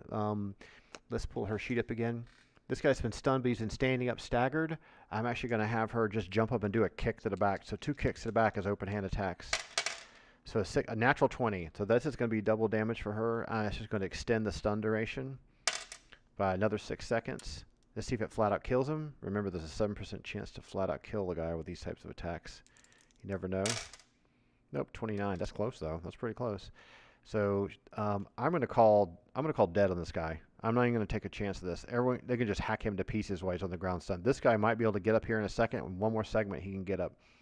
They're just going to beat him. They're going to spend the amount of time it takes necessary to allow this guy to recover from the stun, okay, to hack him to pieces and kill him. Now, while he's recovering, now once that starts happening, Mercedes just takes her two-handed sword and just chops his head off and starts coup de grace him. That's really, in my game, it takes time to do that. I mean, it's like trying to chop down a door. Sure, the door's not going to fight back, but you still got to chop it down. So let's just see how long it takes for her to do that. Let's give her her damage rolls on that. Let me just see if I get any epic rolls on her. So first of all, we'll just see if she gets any natural 20s. There's a natural 20, so he's dead in one shot. So she's going to one-shot him and step on top of him to start moving towards this way. I'm going to have Elephanesi's free to move. I'm going to have her slip in behind this guy and attack him the next turn. And let's clean up some math. Let's get this math out of the way. And the torches watch silently, right? So this guy comes out of the stun. We're going to roll for initiative between the two of them. He comes out of the stun from Elephanesi like 3 segments ago. She's going to charge him. Let's give a roll for initiative for the bad guy. You're like, oh, whoa, my head was dazed. And then does he recover? So we got for Mercede, we have 6, 7, 8, and 9. Mercede has no bonus to her reaction adjustment. His is a 9, 10, 11, 12. So he's ready. He gets to go first. So he's going to take a swipe at her. Now she's actively defending, but he only needs to hit her is a what? She's -2. Did -0. Let's put this right here so you can see it. They'll need a 10. Add 2 to that, a 12. An 8, he actually misses. So he takes a big sidelong swing at her and completely misses. She just defends it by deflecting out of the way or parrying or whatever, what have you. Now she gets a chance to attack him. She can only miss on a 2. 17, easy hit. 3d6 damage, if I'm not mistaken, for her. Plus 5. 5. 9, 10, 11, 12. Plus 5 is 17. Okay, let's get this guy's health down here. This is number 6. He took damage before. That's the player's damage, 62. So we say, what was this again? 5, 6, 7, 8, 9, 10, 11, 12. Plus a 5 is 17. Let's take 17 away from this guy. This puts us at 5. This is a 4, 7, 8, 9, 10, 11, 45 health. That guy's damaged. He's not dead. He's half dead. All right. So these two are engaged in combat actively now. She can come up from behind and strike him. Just to get some movement going. The Obscura goes 1, 2, 3, 4, 5. The Winter Wolf moves the same movement rate. Actually moves even further. So 1, 2, 3, 4, 5, 6, 7, 8. I'm going to have the Winter Wolf move all the way in this position and take a swipe at this guy. So the Winter Wolves are, this is an ally. The Winter Wolves are really low hit dice. That's the wrong sheet of paper. Where's my Winter Wolf sheet? Here we go. Here we go. The Winter Wolves. Oh, I didn't figure out they're to hit AC 0. Let's just do that real quick. We've got the DM screen right here. Let's just pull this over. I need to pull this over here so you can see it. Keep it legit. So on Armor Class 4, right? Armor Class 4 is a Frost Giant. At hit die, the hit dice is 6 on the Winter Wolf. So what you do is you go across here to 6. It's kind of looking old war game. And you go all the way down to 4, and you see that she only needs a 9. It's actually a really good roll. Monsters hit players easier than players can hit monsters. So he's not going to breath weapon. He's just going to run up and bite. And the bite damage is kind of paltry. It's only 1d8. But he's still going to take a shot at it, right? So he only needs a 6 to hit this guy. He's going to bite him. A 4 misses. So he engages in combat, and the Winter Wolves engage with him. And this Frost Giant's like, oh my goodness, I'm being surrounded. And the Druid's in the back. I don't think she can get close enough to do a melee attack. She's not going to cast these spells. This gives Antola a chance to take position up here and Obscura to move this position here. Let's go back to the beginning here. Dead, dead, dead, dead. Boulder. 1 guy left alive. 2 guys left alive, excuse me. Vrenjar and this Frost Giant. Let's do an initiative roll between this group here. All right? Unmodified. Monster roll. 6, 7, 8, 9, 10, 11. Remember, Elephantisi's changing position to close the gap, so it's players versus monster. Okay, 6, 7, 9, 10, 11, 12. Is that close, really? 6, 9, 10, 11 versus 12. So the players get to go first. Well, I hate to say it, but I'm going to let Elephantisi go first because her stun machine, she's building momentum and confidence, and she's got the... She's just whacking everything. So I'm going to give her a main hand and offhand. She's going to do the same thing, flying kick to the back of the spine, and then maybe followed up by a roundhouse kick. So a 10 and a 12, those are both easily going to hit. We'll get this out of the way here so you can see her sheet again. Let's get her on screen for you. So her to AC 0 is 14. This guy's AC 4 normally when he's not flat-footed, so she'd only need a 10 to hit him. So this is 10 that would hit. And a 12 would hit, but that's not good enough to stun. So neither one of these are stuns. So she's going to do a total of 3 to 13 times 2. Okay, so this one is add 1 to that. That's 7 and 8. Add 1 to this is 5. So 8 and 5 is 13. This guy's here in the middle here. 31 health. 31 minus 13. That makes us 11. 7, 8, 9, 10, 11. That puts us at 4. This goes down to 2. 14 health. Pretty damaged. He probably won't live through this round at all. Now the players get to continue going first. Let's do Varinjar next. He's the one that likes to eviscerate everyone. Now Vriel uses red die for Varinjar's main hand because he gets a -2 penalty. To hit this guy, he only needs a 8. But take 2 off of this. All right, that's a 9. It's still a hit. And that's still a hit. So the damage for him is going to be 1d8 plus 13. Okay, let's do 2d8s and add 13 to each one of these. Actually, it's going to kill him flat out. 7 and 13 is 20. 5 and 13 is 18. 18 and 20. This guy's dead. Okay, he's wiped out. Splattered. Good melee train. Nasty Xoleras had to get saved on that heal. Without that heal, which has been burned now, he probably would have had to withdraw and maybe take an attack of opportunity. The thing I'm doing differently here, if you go look at the original monster manual, let me just show this to you real quick. Let's see here. Do I have it open in the background? Yes, I do. Let me just pull you through here. I want to show you something real quick. These characters are epic. We do max hit points of the monsters and max hit points of the characters. I don't, having it as a mid or a mean or an average is kind of weird. Plus, it's more dramatic. We have longer fights. The characters put out tons of damage. They can take out more exciting enemies. And in exchange for that, the enemies also have more health. And they also hit harder. So it's kind of like a personal modification I like to do to the game to make it more exciting. When the game first came out and we were 13 years old, this is all we could handle. So normally, these hit dice on the Frost Giants, let's just make this bigger so you can see it because it's kind of small. Let's make this bigger, not the Cloud Giant, the ugly picture. This one's brilliant. What a great ink, isn't it? So this is a 10 hit dice monster, right? Now look at the damage on this guy. Damage 4 to 26. So I'm giving him 66, okay? So I'm already giving, not 4 to 24. What would that be? 3d8 or something? 3d8 plus 1 or something? Who knows? 2d6, 3d6, 46. That's 46. 46 damage. I'm giving them 2 more 2d6 damage than they would normally. And I'm giving them max health. They're starting off at 80. Okay, so that means max health. So already these guys this is 80, 80, 80, 80, 80, and this guy's still alive. That's a lot of health. That's 250 points of health that has to be dished out. So when they hit you, really, really, really hurts. AC 4 is not that great. So she's able to stun him, knock him down. This guy was killed. Now we have everyone can take a move, but we need to engage this combat here before these folks can get closer in range. So what we're going to do, we're going to have the Frost Giant get an attack first on Mercede. In order for him to hit her. The reason why I wanted to mention that to you is because I want you to see how much more the damage is. So we're doing a lot more damage than this 4 to 24 damage. The Frost Giants are getting a nasty bonus. So let's go back to Mercede here. So -2 armor class. Remember, they only need a 10 to hit her. Let's use a red die for the bad guys. Now that's an 11. If she was AC 0, they would need 10 to hit AC 0. This is actually a miss. So they would need a 12 to hit her, so that's actually a complete miss. Another overhand chop on swing on her is a miss. She's going to get to retaliate. She can only miss on a 2. That's a full hit. Let's get her damage. It's 3d6 plus 5. In fact, we'll use the blue dice for the party.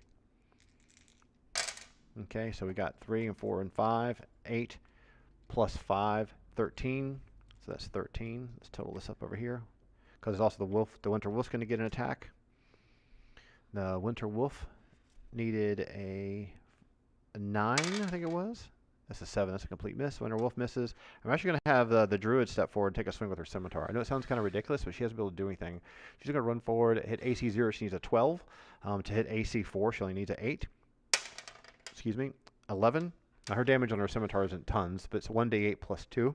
It's still damage. That's 6. 6 and 13 is 19. All right, where's this guy's health? He was at 45. This guy got stunned and killed. 64, 5, 6. 45 minus 19. This would be 15. This would be 6. This is 3. 26. He's in bad shape. Morale break for sure.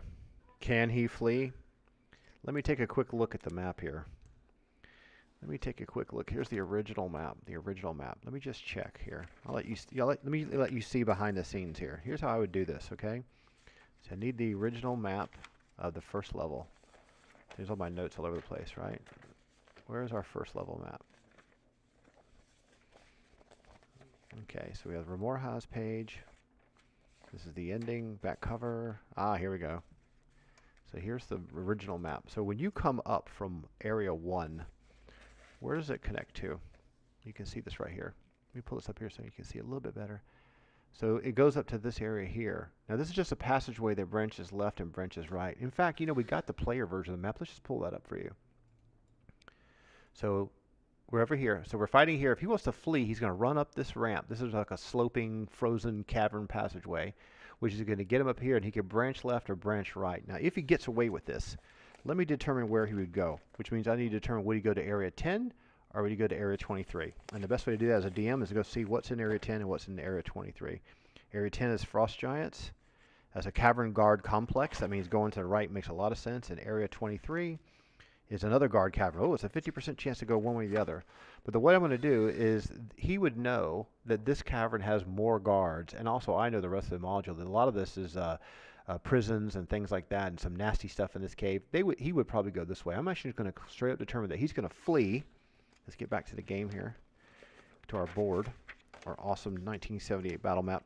He's going to flee in a defensive posture to move back up this corridor and make these folks pursue him.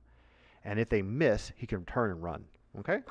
So the way to do that is he's actively defending but moving backwards. So it's not giving you attack of opportunity. Attack of opportunity is just where you just turn and try to flee. Let's get all the smoke out the way. It's making it really nasty. Leave the boulder there, though, right? Here's smoke. Let's clean that up. So let's do it this way. Let's do an initiative roll. Do this tactical change in action. All right?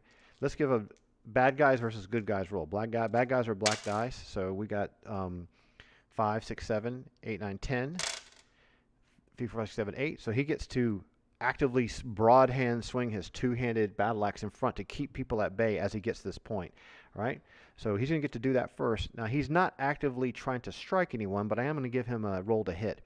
And so to hit the Winter Wolf, he only needs a 10. To hit the Winter Wolf, he only needs a 5. So let's give him a 1. That's a complete flub. So he does a big swing. The Winter Wolf kind of ducks down and moves out of the way. The Druid's not quite in position. The Winter Wolf can either snap and lunge at him right away. And he's going to try to grab him in the ankle and keep him from fleeing. And Mercede gets an attack as well. See if he hits Mercede with the follow-through swing, okay? 14. That's probably going to hit her. Let's just see. Let's just check Mercedes' AC out. AC -2. To hit AC 0, he needs a 10. So to AC -2, he needs a 12. So he actually hits Mercede. And that's going to be another one of these 66 rolls, which are really nasty. So here's 3. Here's 4. And let's do these 2 die here for 66 in damage. It's a sweeping, broad, sweeping arc swing. Okay? So what do we got here? 2 and 1 is 3. And 2 is 5. 6. 11. Plus the 5 is 11. Plus 6. 17 damage on Mercede. Okay, we got her right down here. She's not too heavily damaged. She's at 74. What do we say this was? 17? 17, 4, 7, 6, 5, 57. That hurts her pretty bad, actually. She's at 57. Let's give our Winter Wolf his attack to bite. The Winter Wolf's going to try to bite and clamp onto his ankle. Okay. Now the thing about the Winter Wolves that's kind of interesting is they have really good roll to hit numbers. That's one thing about the monster rolls that are kind of scary is they can hit you a lot more than you can hit them. So how do we do this? So to hit AC 0, he needs a 9. I'm going to make him try to do that roll, and if the roll is 4 or higher, meaning a 13 or higher, it's going to clamp onto the guy's leg. You have to shake it off. So remember, 13 or higher. A 9, that misses, so he does hit him and do damage, which is only 1d8. 3 damage. How much damage this guy does? 26. Only did 3. It's a little snapping nick. I put him down to 23 damage. All right, so he's defending. So Mercedes going to get a swipe at him, okay? Let's do it this way. To hit AC 0, she needs a 6. She can only miss on a 2 or higher. 16 is an easy hit. This is probably going to flat out kill this guy while he's trying to retreat. It is 3d6 plus 5. So we got 4 and 5 is 9. 10, 11 plus 5 is 16. This guy was at 23 health. That means he has 7 health left. Nasty, nasty, nasty. He's not going to do well. He's not going to live through this. I'm going to have him try and turn and flee. So he's so wounded, he's just going to try to push his axe in front of him and turn and run. So I'm going to add attack of opportunity for the Winter Wolf. Okay, from behind, if he rolls a 13, he grabs him by the ankle. A 9, he still hits him. This guy's down to 7 health. Whew, 1 health point. He would just be stumbling down the hallway. I'm just going to give Mercedes a roll, d20, to see if she gets double damage. A 5. She actually still hits with that, doesn't she? Yeah, 2 or higher she hits. I'm going to roll her damage. This is a cleave him in half. So she's going to cleave him in the back for 3d6. 6, 8, 9, 10, 11, 12, plus the 5 is 17. This guy's dead in the hallway. Now, that's a lot of noise, okay? I'm going to need to do a percentile check in the background and see if anyone else gets woken up. So I'm just going to tell you what the number is going to be. If there's a 50% chance, so I roll 50 or higher, they get too much noise is made. 50% or less, there's not enough noise made. Okay. So 94. What did I say? I can't remember what did I just say. I forgot what I just said. I tell you what. Let's just be fair about it. Okay. We're not even going to make a roll. The comrades are alerted. They don't like this. How many comrades we got? We have 3. 3 come roaring, paging down the corridor. Okay? They heard all this fighting, they heard all this yelling, they heard the sound of their comrades dying in a big cave echoing up this passageway. They were already running down the hallway. They come running down the hallway and they're like yelling whatever frost giants yell when they see their fallen comrades, and they come rushing. So the thing is, now we have a situation where who's getting surprised. So we're going to roll for surprise. Mercedes staying in the doorway. She just cleaved the guy in half and killed him. And around the corner come these frost giants running in single file, roaring and yelling, maybe yelling each other's names. Let's see if it's a surprise, okay? Whoops, sorry about that. Let's do the bad guy rolls versus the good guy. Let's give her a reaction adjustment. So her dexterity she has no reaction adjustment. She's a 15 dex, so here's a monster roll. This is just for surprise, okay? 6, 79, so they have a 10. What does she get? Ooh, oh, no good, no good. So these guys come charging down the hallway. Let's see what the Winter Wolf. The Winter Wolf is going to stand its ground and defend. The Druid's going to actually take a step back here. But now we need to do initiative, sorry. So she's surprised. He's able to run up and attack her right off the bat. In fact, I'm going to do that before I do anything else, because he could kill her. Right here on the spot, she could die. Could kill her in 1 hit. This is a full health frost giant. So we're going to give these guys new numbers. 1, 2, and 3. So we're going to go 1, 2, and 3. 1, 2, and 3. 80, 80, 80. They're all AC 4. They're all THAC0, or to hit AC 0 is 10. Okay?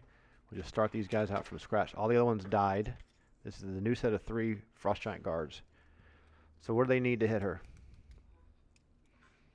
Can you do the math for me? Okay. To hit AC 0, they need a 10.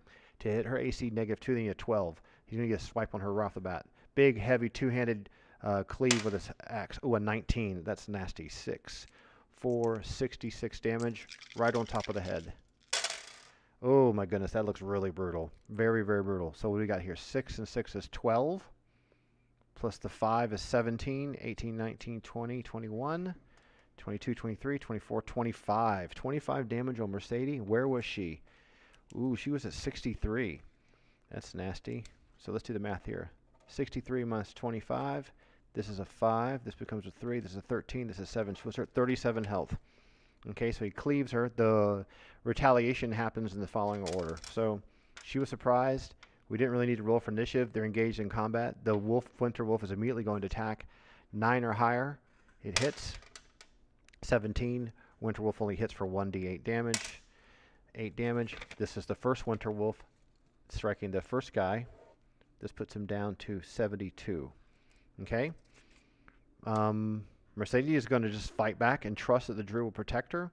I'm going to give these guys here a reaction after this round has happened, okay? They're just looking and seeing, and they're out of position. They're too far away to do anything about it. Mercedes is going to stay in the choke point and defend. If she really, really, really needs to do something about it, she doesn't even have a potion on her or anything. She has a ring of fire resistance, but there's nothing that she can do. She has nothing she can do but just fight to the end.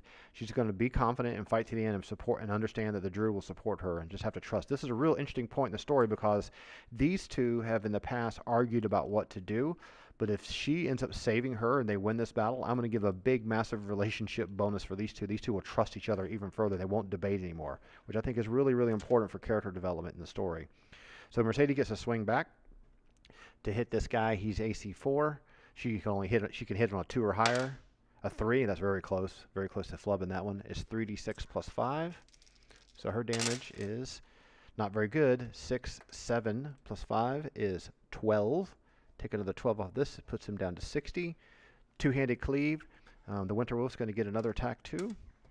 Actually, he already attacked, then she attacked. Now the Druid gets to do something. So this is a moment where the Druid can really make a difference. Entangle, it's time for an Entangle. She has Entangle memorized 4 times. I'm going to have her cast Entangle. I'm going to have her center it on this area right here. She's going to center the Entangle on this Frost Giant here. The Entangle spell, we can pull it up for you real quick if you want to see it. The radius on it is quite large. Let's just reduce the size of this real quick and I can find it. Let me pull this down here. And I'll pull on the screen for you in a moment because it's only a first level Druid spell. Here you go. Let me just refresh your memory about how powerful the spell is. There's lots of things in first edition that sometimes kind of were left unchecked, but there's a lot of things in first edition that were relatively pathetic. So I think it balances out in the long run. So the casting time on this is normally 3 segments. The way I run the game is that if you get your turn, you can cast a spell in 6 seconds. No spell is going to take 18 seconds unless it's like summon Winter Storm and blanket the entire county or something. So what happens is she's able to all the plants in the area, like roots or things that are inside the walls, we'll say they're frozen roots, can wrap and twist around the creatures, hold them fast, hold them in place for the duration of the spell. The duration is 1 turn for 10 minutes. It's a 40-foot diameter, okay? So she sets that on here, on him. Let me just move these guys out of the way so you can see. 5, 10, 15, 20, 25, 30, 35, 40. This is the is that the diameter or the radius? Diameter, excuse me. So it's a 20-foot radius. So let's just do this back like this. Let's start over. 1, 2, 3, 4. This is a 20-foot radius area of effect spell. So it's completely going to have roots come up. Now, how do you handle the save this? If you save, if any creature in the area effect makes a saving throw, the effect of the spell slow their movement by 50%. So no matter what happens, it's a 50% movement rate slow. So let's just get a saving throw up here. So this is in our DM screen here. And we're going to have everyone save. So these guys are hit dice 10. Okay, we're just going to save versus spell. So hit dice 10, if you see right here. This line right here is 11. So every one of these Frost Giants needs to roll an 11 or higher to not be rooted. If they roll higher than an 11, they are snared, 50% movement rate. So we're going to do it systematically. Let's do his roll first, 11 or higher.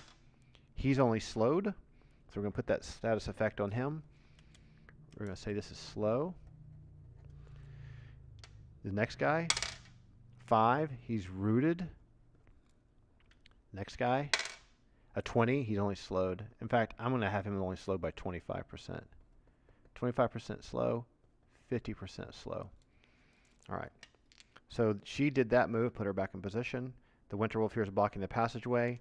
And once that's done, now we can get to the next round. Let's roll for initiative. So the initiative roll is going to be interesting. It will determine who gets to move and who gets to do what. There was a surprise situation. Guy rushed forward, bashed Mercedes. She reacted real quickly. The Winter Wolf took a bite. The Winter Wolf might even actually cone cold this corridor. It probably would. In fact, I will have the Druid tell it, because remember the Druid can speak to animals. Let's get this silly saving throw thing out of the way here. So remember, the Druid can speak with animals and plants. She would actually yell to the Winter Wolf to blast the corridor with its breath weapon. It probably would follow immediately. So roll for initiative. Now, the reason why I'm rolling for initiative is I want to see if this group can come over here to the aid and help in time. If they If not, this group gets to attack, do something first. Um, if we win initiative, then everyone can run forward and assist. They're pretty far away though. This is 1, 2, 3, 4, 5, 6, 7, 8. That's 40 feet away. Okay. In combat, if you're actively defending, you can only move 12. I'll let you move twice that, so you could probably move 24. They could probably get to just about the edge of the entanglement radius here, with all the roots coming up, grasping everything. Let's just do an initiative roll for this group of giants first. What do we got for them? 5, 6, 7, 8. Let's compare that to our party. It's only 3d6. 6 and 6 is 12 and 4 6. So our party wins the initiative. So this is very careful. If you're sitting at my table, this is very tactical. It's almost like Snapshot and Traveler. This is the fastest moving character on screen. Okay? So if I was playing the monk, here's what I would do. I would go 1, 2, 3, 4, 5, 6, 7, 8. How far can I move?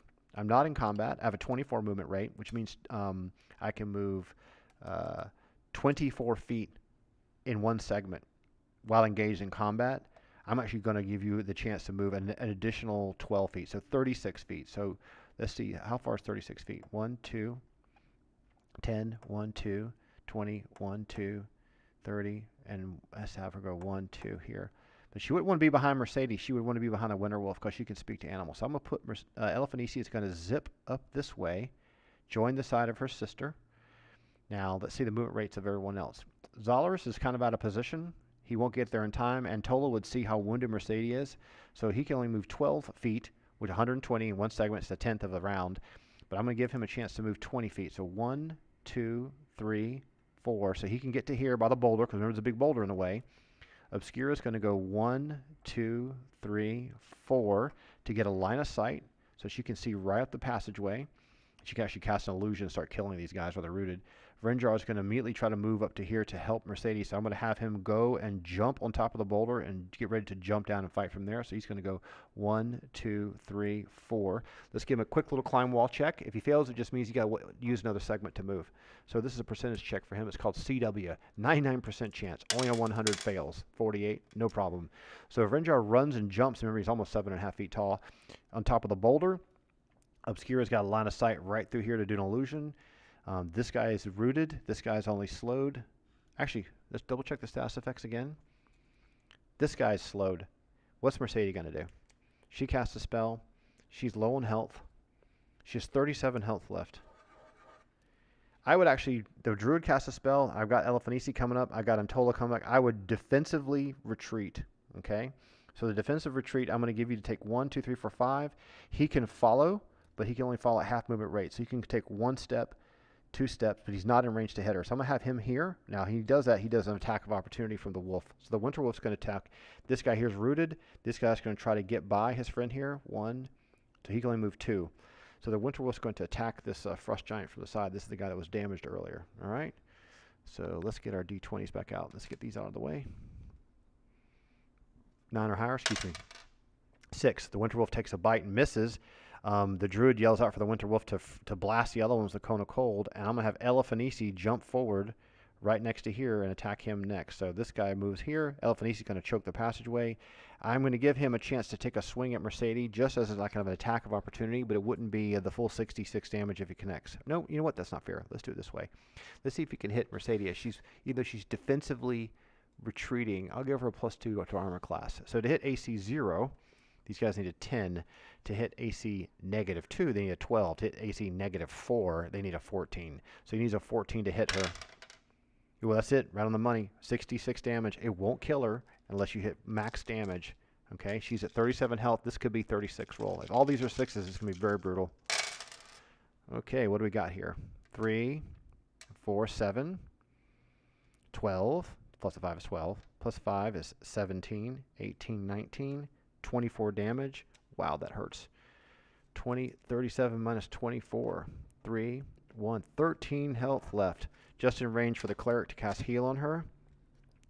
I'm going to have cast a heal on her. This will be the last heal he has. All her health will be replenished, except for 4. That's going to put her right back up to full health again. That's the last one in that round. Let's take any left. If more guards keep coming, they're going to be in deep trouble. Let me get this microphone set clear. Here we go.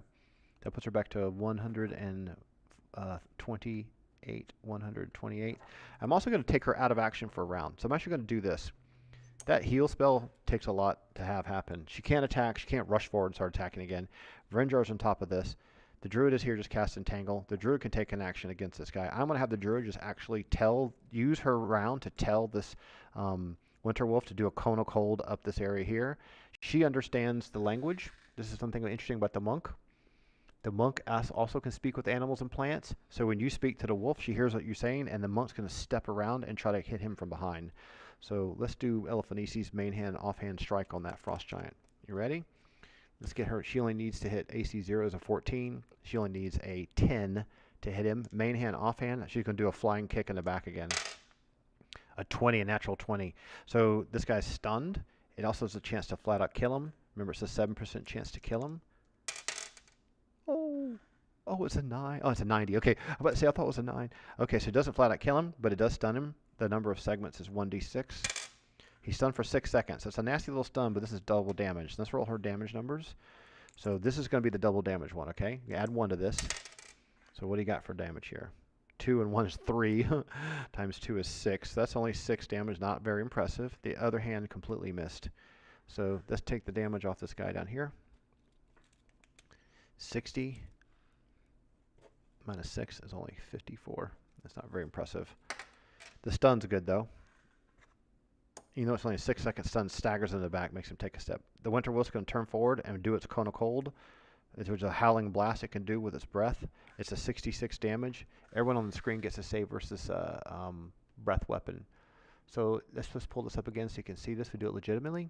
Breath weapon is this column right here. These are level 10 fighters, so they need to roll a 9 or higher. Now, if you roll a 9 or higher, then you take half damage. You still take damage. Let's roll the damage first.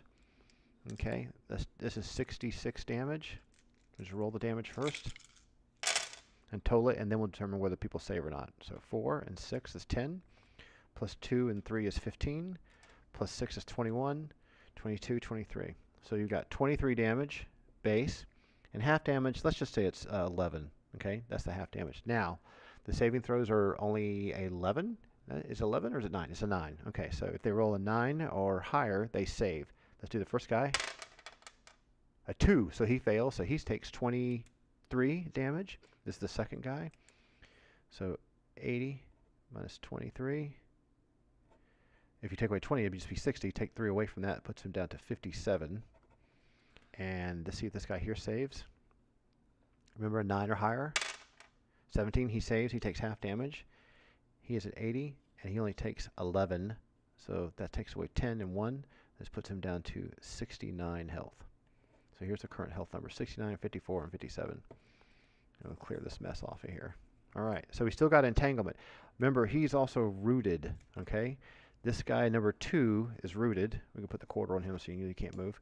And this guy here is snared, 25% movement rate. This guy's rooted. This guy moved past. Sorry, I got it mixed up. Actually, let's double check that. That damage need to apply to him, but we'll just leave it like it is for now because it's so close. All right. What happens next? What are we going to do next? This episode's almost over. As soon as we get these guards killed, we're going to stop this episode.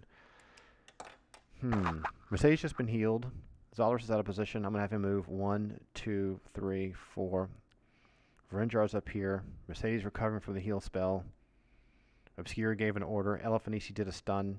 Eliphanesi's able to continue to do damage. I'm going to give Eliphanesi 2 sets of attacks, 2 rounds of attacks on the stunned enemy. So we're going to roll 4 d20s for her. Okay? Remember, she only needs... Let's get her sheet back up. Let's get this saving throw chart out of the way. To hit this guy, she's also hitting a stun target. So I'm actually going to give her +5 to hit a stun target. So she will normally need to AC 0. She needs a 4. Because they're AC 4, she only needs a 10. She gets +5. She needs a 5. So if any of these dice are 10 or higher, it's the stun effect, okay? All right, there's a natural 20. That's nasty. That's double damage. Here's the 6. That's a hit. 7's a 6. 3 is a miss. So we have 3 hits, one of them being double damage. Let's roll the double damage roll first, which is 2d6. That's 8 plus 1. So we're going to write this here and keep track of it. 6, 7, 8. And plus 1 is 9 times 2. It's 18. So we just called this an 18. Smears. And 18. Okay, that's the double damage. Let's do the 7 damage. The 7 d20 roll. 6, 7 plus 1 is 8. And then the last one here, let's do it. It's 2d6 plus 1. 5, 6, 7 plus 1 is 8. So you have 18 plus 16, 34, right? Okay. 34 damage to this guy. Now, let's look at our little sheet here. This guy was slowed by 50%. 34 damage from 54. Nice clean 20 health left. Easy math on that one. I'm getting good at the easy numbers. Okay, great. Very nasty. There is also an additional stun, which I didn't roll the time frame from for the double damage. An additional 6 segments. This guy is completely going to die. I'm going to have Filtrina and the Winter Wolf and Elefanisi coup de grace this guy. But while the Winter Wolf is here in position, I'm going to have Elefanisi do it from this flank. And I have the Druid move this way, and I'll have Mercede recover. Mercede can step aside. Renjar is going to jump down. Actually, you know what? I'm going to have him leave him where he is. Xoleras is able to move forward. 1, 2, 3, 4. So this guy, we're just going to call him dead. I'm going to roll a couple 20s to see whether it happens faster than not. Otherwise, this guy was... What happened with him? He's rooted. That's right. He's not stunned or anything. He can bite the Winter Wolf. All right, let's see if Elefanisi and the Druid, this gets the Druid natural 20 roll in there. A 2, no. Elefanisi a 1, that's a flub. And an 8, that's a flub. So systematically, they're doing damage to this guy. His health is only down to 20, so I'm going to call him dead because he can't fight back for 36 seconds. So he would die, slump on the ground.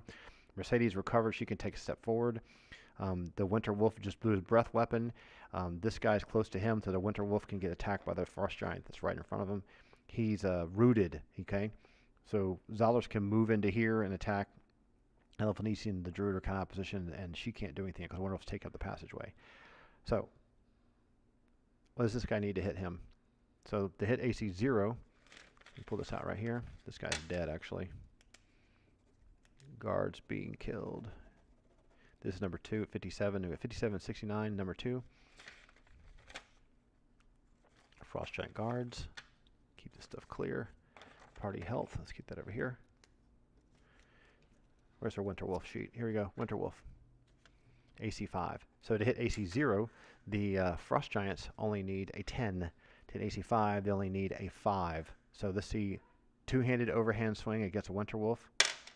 An 18. That's not very good if you're the Winter Wolf. 3, 4, 5, 6. 66 damage with these massive sharpened battleaxes. Okay, here's the damage on that. This is 4 and 1 is 5, and 5 is 10, 15, and 12. Well, actually, let's do it. 15 and 6 is 21, and plus another 6 is 27. That's going to be 27 off our Winter Wolf, who has 50 health. Yep, this would be a 10 and a 4 is a 2, and 7 for 3 is 10. 23 health. Winter Wolf's really hurt. What would happen next? These guys snared. This guy moved past. This guy was rooted. He can't push into the front lines. I'm going to have Xoleras get a chance to fight back, and I'll have the Winter Wolf fight back, and then I'll have Elefanisi can't do anything. She may tell him to retreat. She may tell him to retreat. He'll get an attack of opportunity next round. So first we'll do Xoleras' attack on the Frost Giant. So Xoleras has stepped up to the plate here, 2 segments away. He's in combat. To hit AC 0, he only needs a 6. Remember, he can only miss this guy on a 2 or less. So 16 hits him quite easily. His damage is 1d10 plus 5. We'll just do this 1d10 here. 6 and 5 is 8. And you get 1d8 burning damage. And 6 and 8, 14. So we'll just do this over here. This guy's really damaged. That's the Winter Wolf. 5. This is 8 and 6. 14.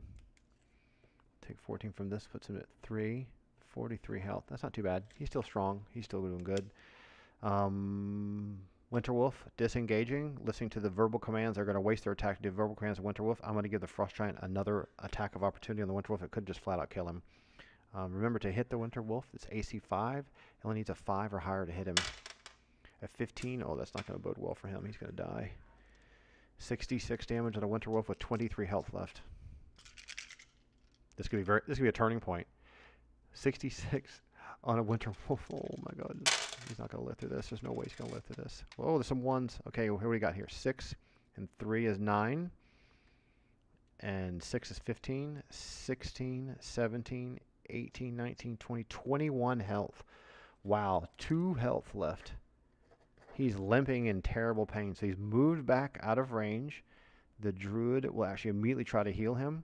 Elefanisi would step in front to block the passage, and Mercede would come through as well and block the passage for him too. I almost killed him. Almost flat out killed the guy. Let's get the Druid do a 3d8 heal on the Winter Wolf. Let's get this 10-sider out of the way. 7 and 7 is 14, 15, 16. Plus the 8 puts him back up to 18. And she would probably yell out to heal him, but I don't think Antola would do that. I'm not even going to do a charisma roll. I don't think he'd waste a heal on a Winter Wolf. So, now, Mercede can come forward and take a stab, and then Xoleras can come forward and take a stab. We're going to let Xoleras do an attack before. He did an attack of opportunity. Let's let Mercede do her attack now. So let's pull her sheet up for you. So she can only miss on a 2 or less. So we're going to do her roll right now. 14, and her damage is 3d6 plus 5. 5. This is 11, 12, 13, plus 5 is 18. That's how much the Winter Wolf had left. Let's take away the 18 from the 43. This puts us down to 2, 8, 9, 10, 11, 12, 5. 25 health. So this guy's at 25. He's pretty hurt. The guy in the back's rooted. He can't move, can't do anything. The duration of this is a turn. It's probably been 3 segments so far. He still can't come out of it yet. Elefanisi, she can't get in. So Xoleras was here. He took an attack. She took an attack. Let's let Xoleras do an attack. So Xoleras can only hit this guy, only miss on a 2 or higher or lower. There's a 1. He's a complete flub. I'm going to put him out of position and half stepped forward with his lunging attack, which means that him and the Frost Giant are side by side. I'm going to have the Frost Giant turn and take a swipe at him. Okay, this could be bad because if I remember correctly, did Xoleras get healed before? Let's see here. Oh, here we go. Here's our party health numbers. Bookkeeping. Yeah, Xoleras is okay. He was down to, he was at 154. All right, so he's going to take a swing at Xoleras. So to hit Xoleras, he's AC -1. They need, these things need a, what do they need again? They need a 10 to hit 0, so they need 11 to hit him. A 10, it actually misses, so he got very lucky there, which allows him to regain his composure and get back into a defensive position without giving an attack of opportunity. All right, so let's do initiative roll here to see who gets to go next. We got a very wounded Frost Giant. We got a rooted Frost Giant that's not taking any damage. Obscura is not going to do anything. I'm actually going. There's no one else can get into here. The Druid and the Winter Wolf are going to pull off over this way, and she's going to tend to its wounds and try to heal it again. I'm actually going to have her go ahead and waste another heal spell on the Winter Wolf. So we're going to give her another 3d8 heal on the Winter Wolf. 8, 9, 10 plus 7 is 17. And so our Winter Wolf is going to get another 17 points of healing added. So it's 17 plus 18. This is a 5. This is 35. So our Winter Wolf he's at 50, but he's right now at 35. So he's only down by 15 health. So he's not doing bad, and she's just going to tend to his wounds and make sure he stabilizes. This is party health. And what do we have? A 25 health Frost Giant and a 69 health Frost Giant in the corridor. All right, let's do initiative rolls. A lot of things have happened, a lot of position changes. This Frost Giant versus this group of party right here. You know, Elefanisi can't get involved, she's too far away. These two versus him. So bad guy rolls, 5, 6, 7, 8, 9. This is actually 8, this is a 13. And party rolls is much lower, 5, 6, 7, 8, 9. So he gets to go first. He's going to take a swipe at Mercede because he was damaging her earlier. She's -2. He needs a 12, I think, to hit her, right? Yep. He hits a AC 0 on a 10, so he needs a 12 to hit her. A 15 hits her. That's 66 damage. Here's 3. Here's 66 right in front of us. So let's use that. All right, so what kind of damage does Mercede take? Let's get the character sheets out of the way here.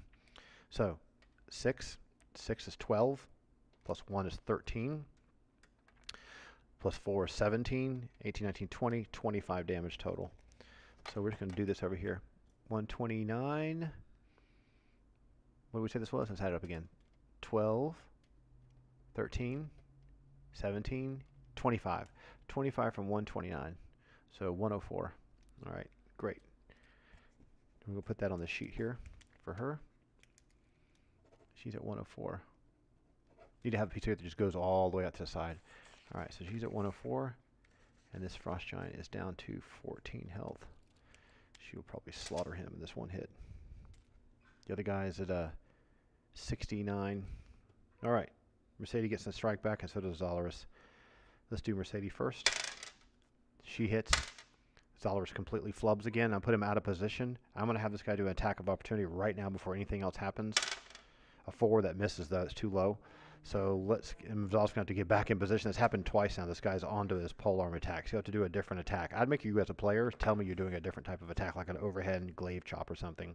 So Mercede was able to hit, but she didn't. She's going to have to do her damage roll now, which is 66 plus 5. 6, 7, 8, 9, 10, 11, plus 5, 16. This guy had 14 health left, and he's dead. So this guy is floored. She's able to take a step forward. He can take a step back. Actually, the two of them are going to charge forward and engage this next guard. Elephant's going to get back here. Frinjo's going to jump down and join this passage. Obscura's going to move to here.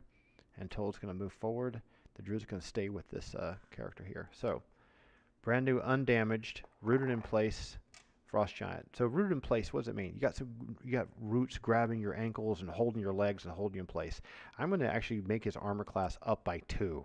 So his armor class is going to go from 4 to 6. Okay? So we're going to change to 6 because you can't actually take steps and move. So his AC is up to 6. And this guy's at 60 health. In fact, we'll do it clean over here so you can see. All right, there's the Winter Wolf. This guy's dead. 69. This would have been AC 6. All right. Now, as you approach to attack him, they're still going to get an initiative roll to see who gets to go first. That always happens when a new melee round begins, because you don't just because someone is running forward doesn't mean they get to attack first. So this is the bad guy, the Run Frost Giant here. Actually, you probably can't see this anymore, can you? I just not realized that. Let me do this. Let me just pull this down here. I'm going to tilt the camera up a little bit, and I'll zoom it in. Yeah, there you go. Oh my goodness, you can't see part of that. Let me zoom that in for you. We'll just put this up like this. Still can't quite see. There we go. I'll adjust those lights because they're gleaming all over the place. Let's just pull this back like that. We'll just turn this away like that. Oh, you still need to see it. Let's pull this back. There you go. Now you don't have the light too bad on the scene. All right. And I can zoom in a little closer too. We need more light though. Just put the lights a little closer now that we zoomed in. That one's too much glare. I need a key light. Okay. So what we're talking about here, we're going to pull the camera down like this. We're going to put the camera like this. No, that's bad. That didn't look good. Let's do it like this, like we had it. Okay, sorry about the jerkiness. All right, I want you to be able to see this combat here. So, who won that initiative? I've lost track of where we were. Okay, so what did he roll? 6, 7, 9, 10. I'll tell you what, let's just give the Frost Giant a chance to attack since I got mixed up there because you couldn't see the fight. Frost Giant's going to take a swing. Let's give him a 1 to 3 roll to attack Mercede. 4, 5, and 6 to attack Xoleras. So he goes for Xoleras. That was a 5. And I'm going to give him attack on him. Let's get Xoleras up here. He's AC -1. That means he needs 11 to hit him. Okay, a 3, a complete miss. Now Mercede and Xoleras get to retaliate. Let's go Mercede first. Can only miss on a 2. And let's give Xoleras. Can only miss on a 2. Both of them hit. So let's do Xoleras' damage first. 1d10 plus 5. And then plus the burning damage from the glaive. So this is 1d10 plus 5, which is 8. And 7 is 15. So we take 69 and take away 15. That puts us at 4. And this puts us down to 54. And then now let's do Mercedes' attack. It already hit. Let's do the 3d6 damage plus 5 for her. Just so you can make sure we're doing this legitimately. No cheating. All right. 3d6 plus 5. Wow, that's a nice roll. 6 is 12 plus 3 is 15 plus 5 is 20. Take another 20 off the 54. That puts him down to 34. So let's just refresh this here. So this guy here, okay, he's at 34 health. All right. He gets to retaliate back. He can go for Xoleras yet again. A 9. That's misses. That's not enough. Now we're going to retaliate. We have Xoleras. Can only miss on a 2. He hits. Mercede can hit. Easy hit. Let's do Xoleras' damage first, which is 1d10 plus the 1d8. The 1d10 gets 5 added to it, so that's 6. And the 1 is 7, so that's not very much damage at all. But it counts up when they get low on health like this. This takes 7 away from 34. That puts us down to 27. And let's do Mercedes damage, which is going to be 3d6 plus 5. 5. You can't see the numbers here because the weight dice are way over here. 5, 6, 7, 8, 9, 10, 11. Take 11 from the 27. 16 health. This guy's not doing good. He's not going to make it. Okay. He gets one more swing. He's going to change targets and go for Mercedes. A 10. I think that misses her. Yeah, it misses her. He misses her completely. I'm going to have her attack her back right away. She can only miss on a, she rolls a 17. That's an easy hit. This is going to be 3d6 plus 5. This is probably going to kill him. Probably going to kill him. 5, 6, 7, 8, 9, 10. Plus 5 is 15. The guy had 16 health left. He has 1 health left. His Xoleras so much as touches the guy, he drops. He only misses a 2. There's a 1. He completely flubs. The guy gets another attack. He's going to go for Mercedes again. At 11, he still misses her. She gets to retaliate. An 8. She still hits him. 3d6 plus 5. This guy's dead. No way he's going to live through that. All right, let's get the camera adjusted back to our room. So what we'll do is we'll zoom this back out. Hope you didn't miss too much fighting there. I got carried away with the combat and not the... we'll turn this down like this. There we go. And we'll adjust that light too.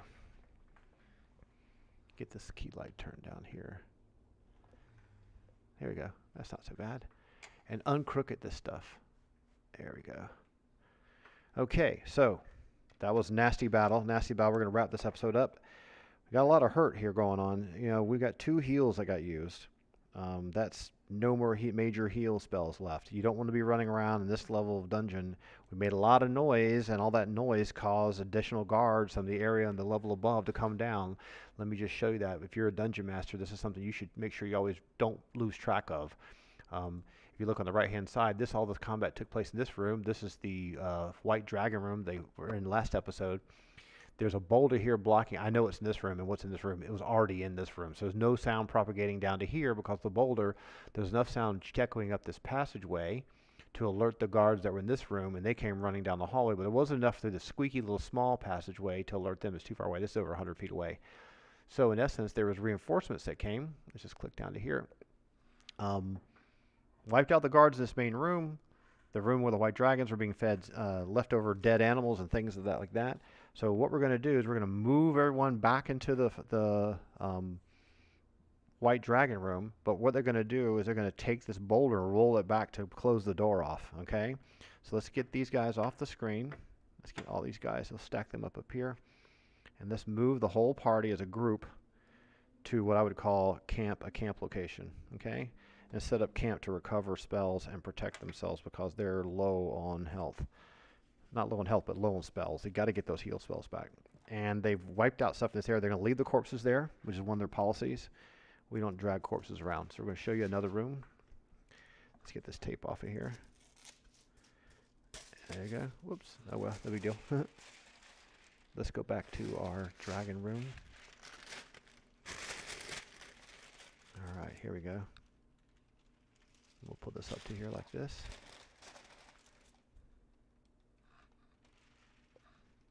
Let's put the tape down here. All right.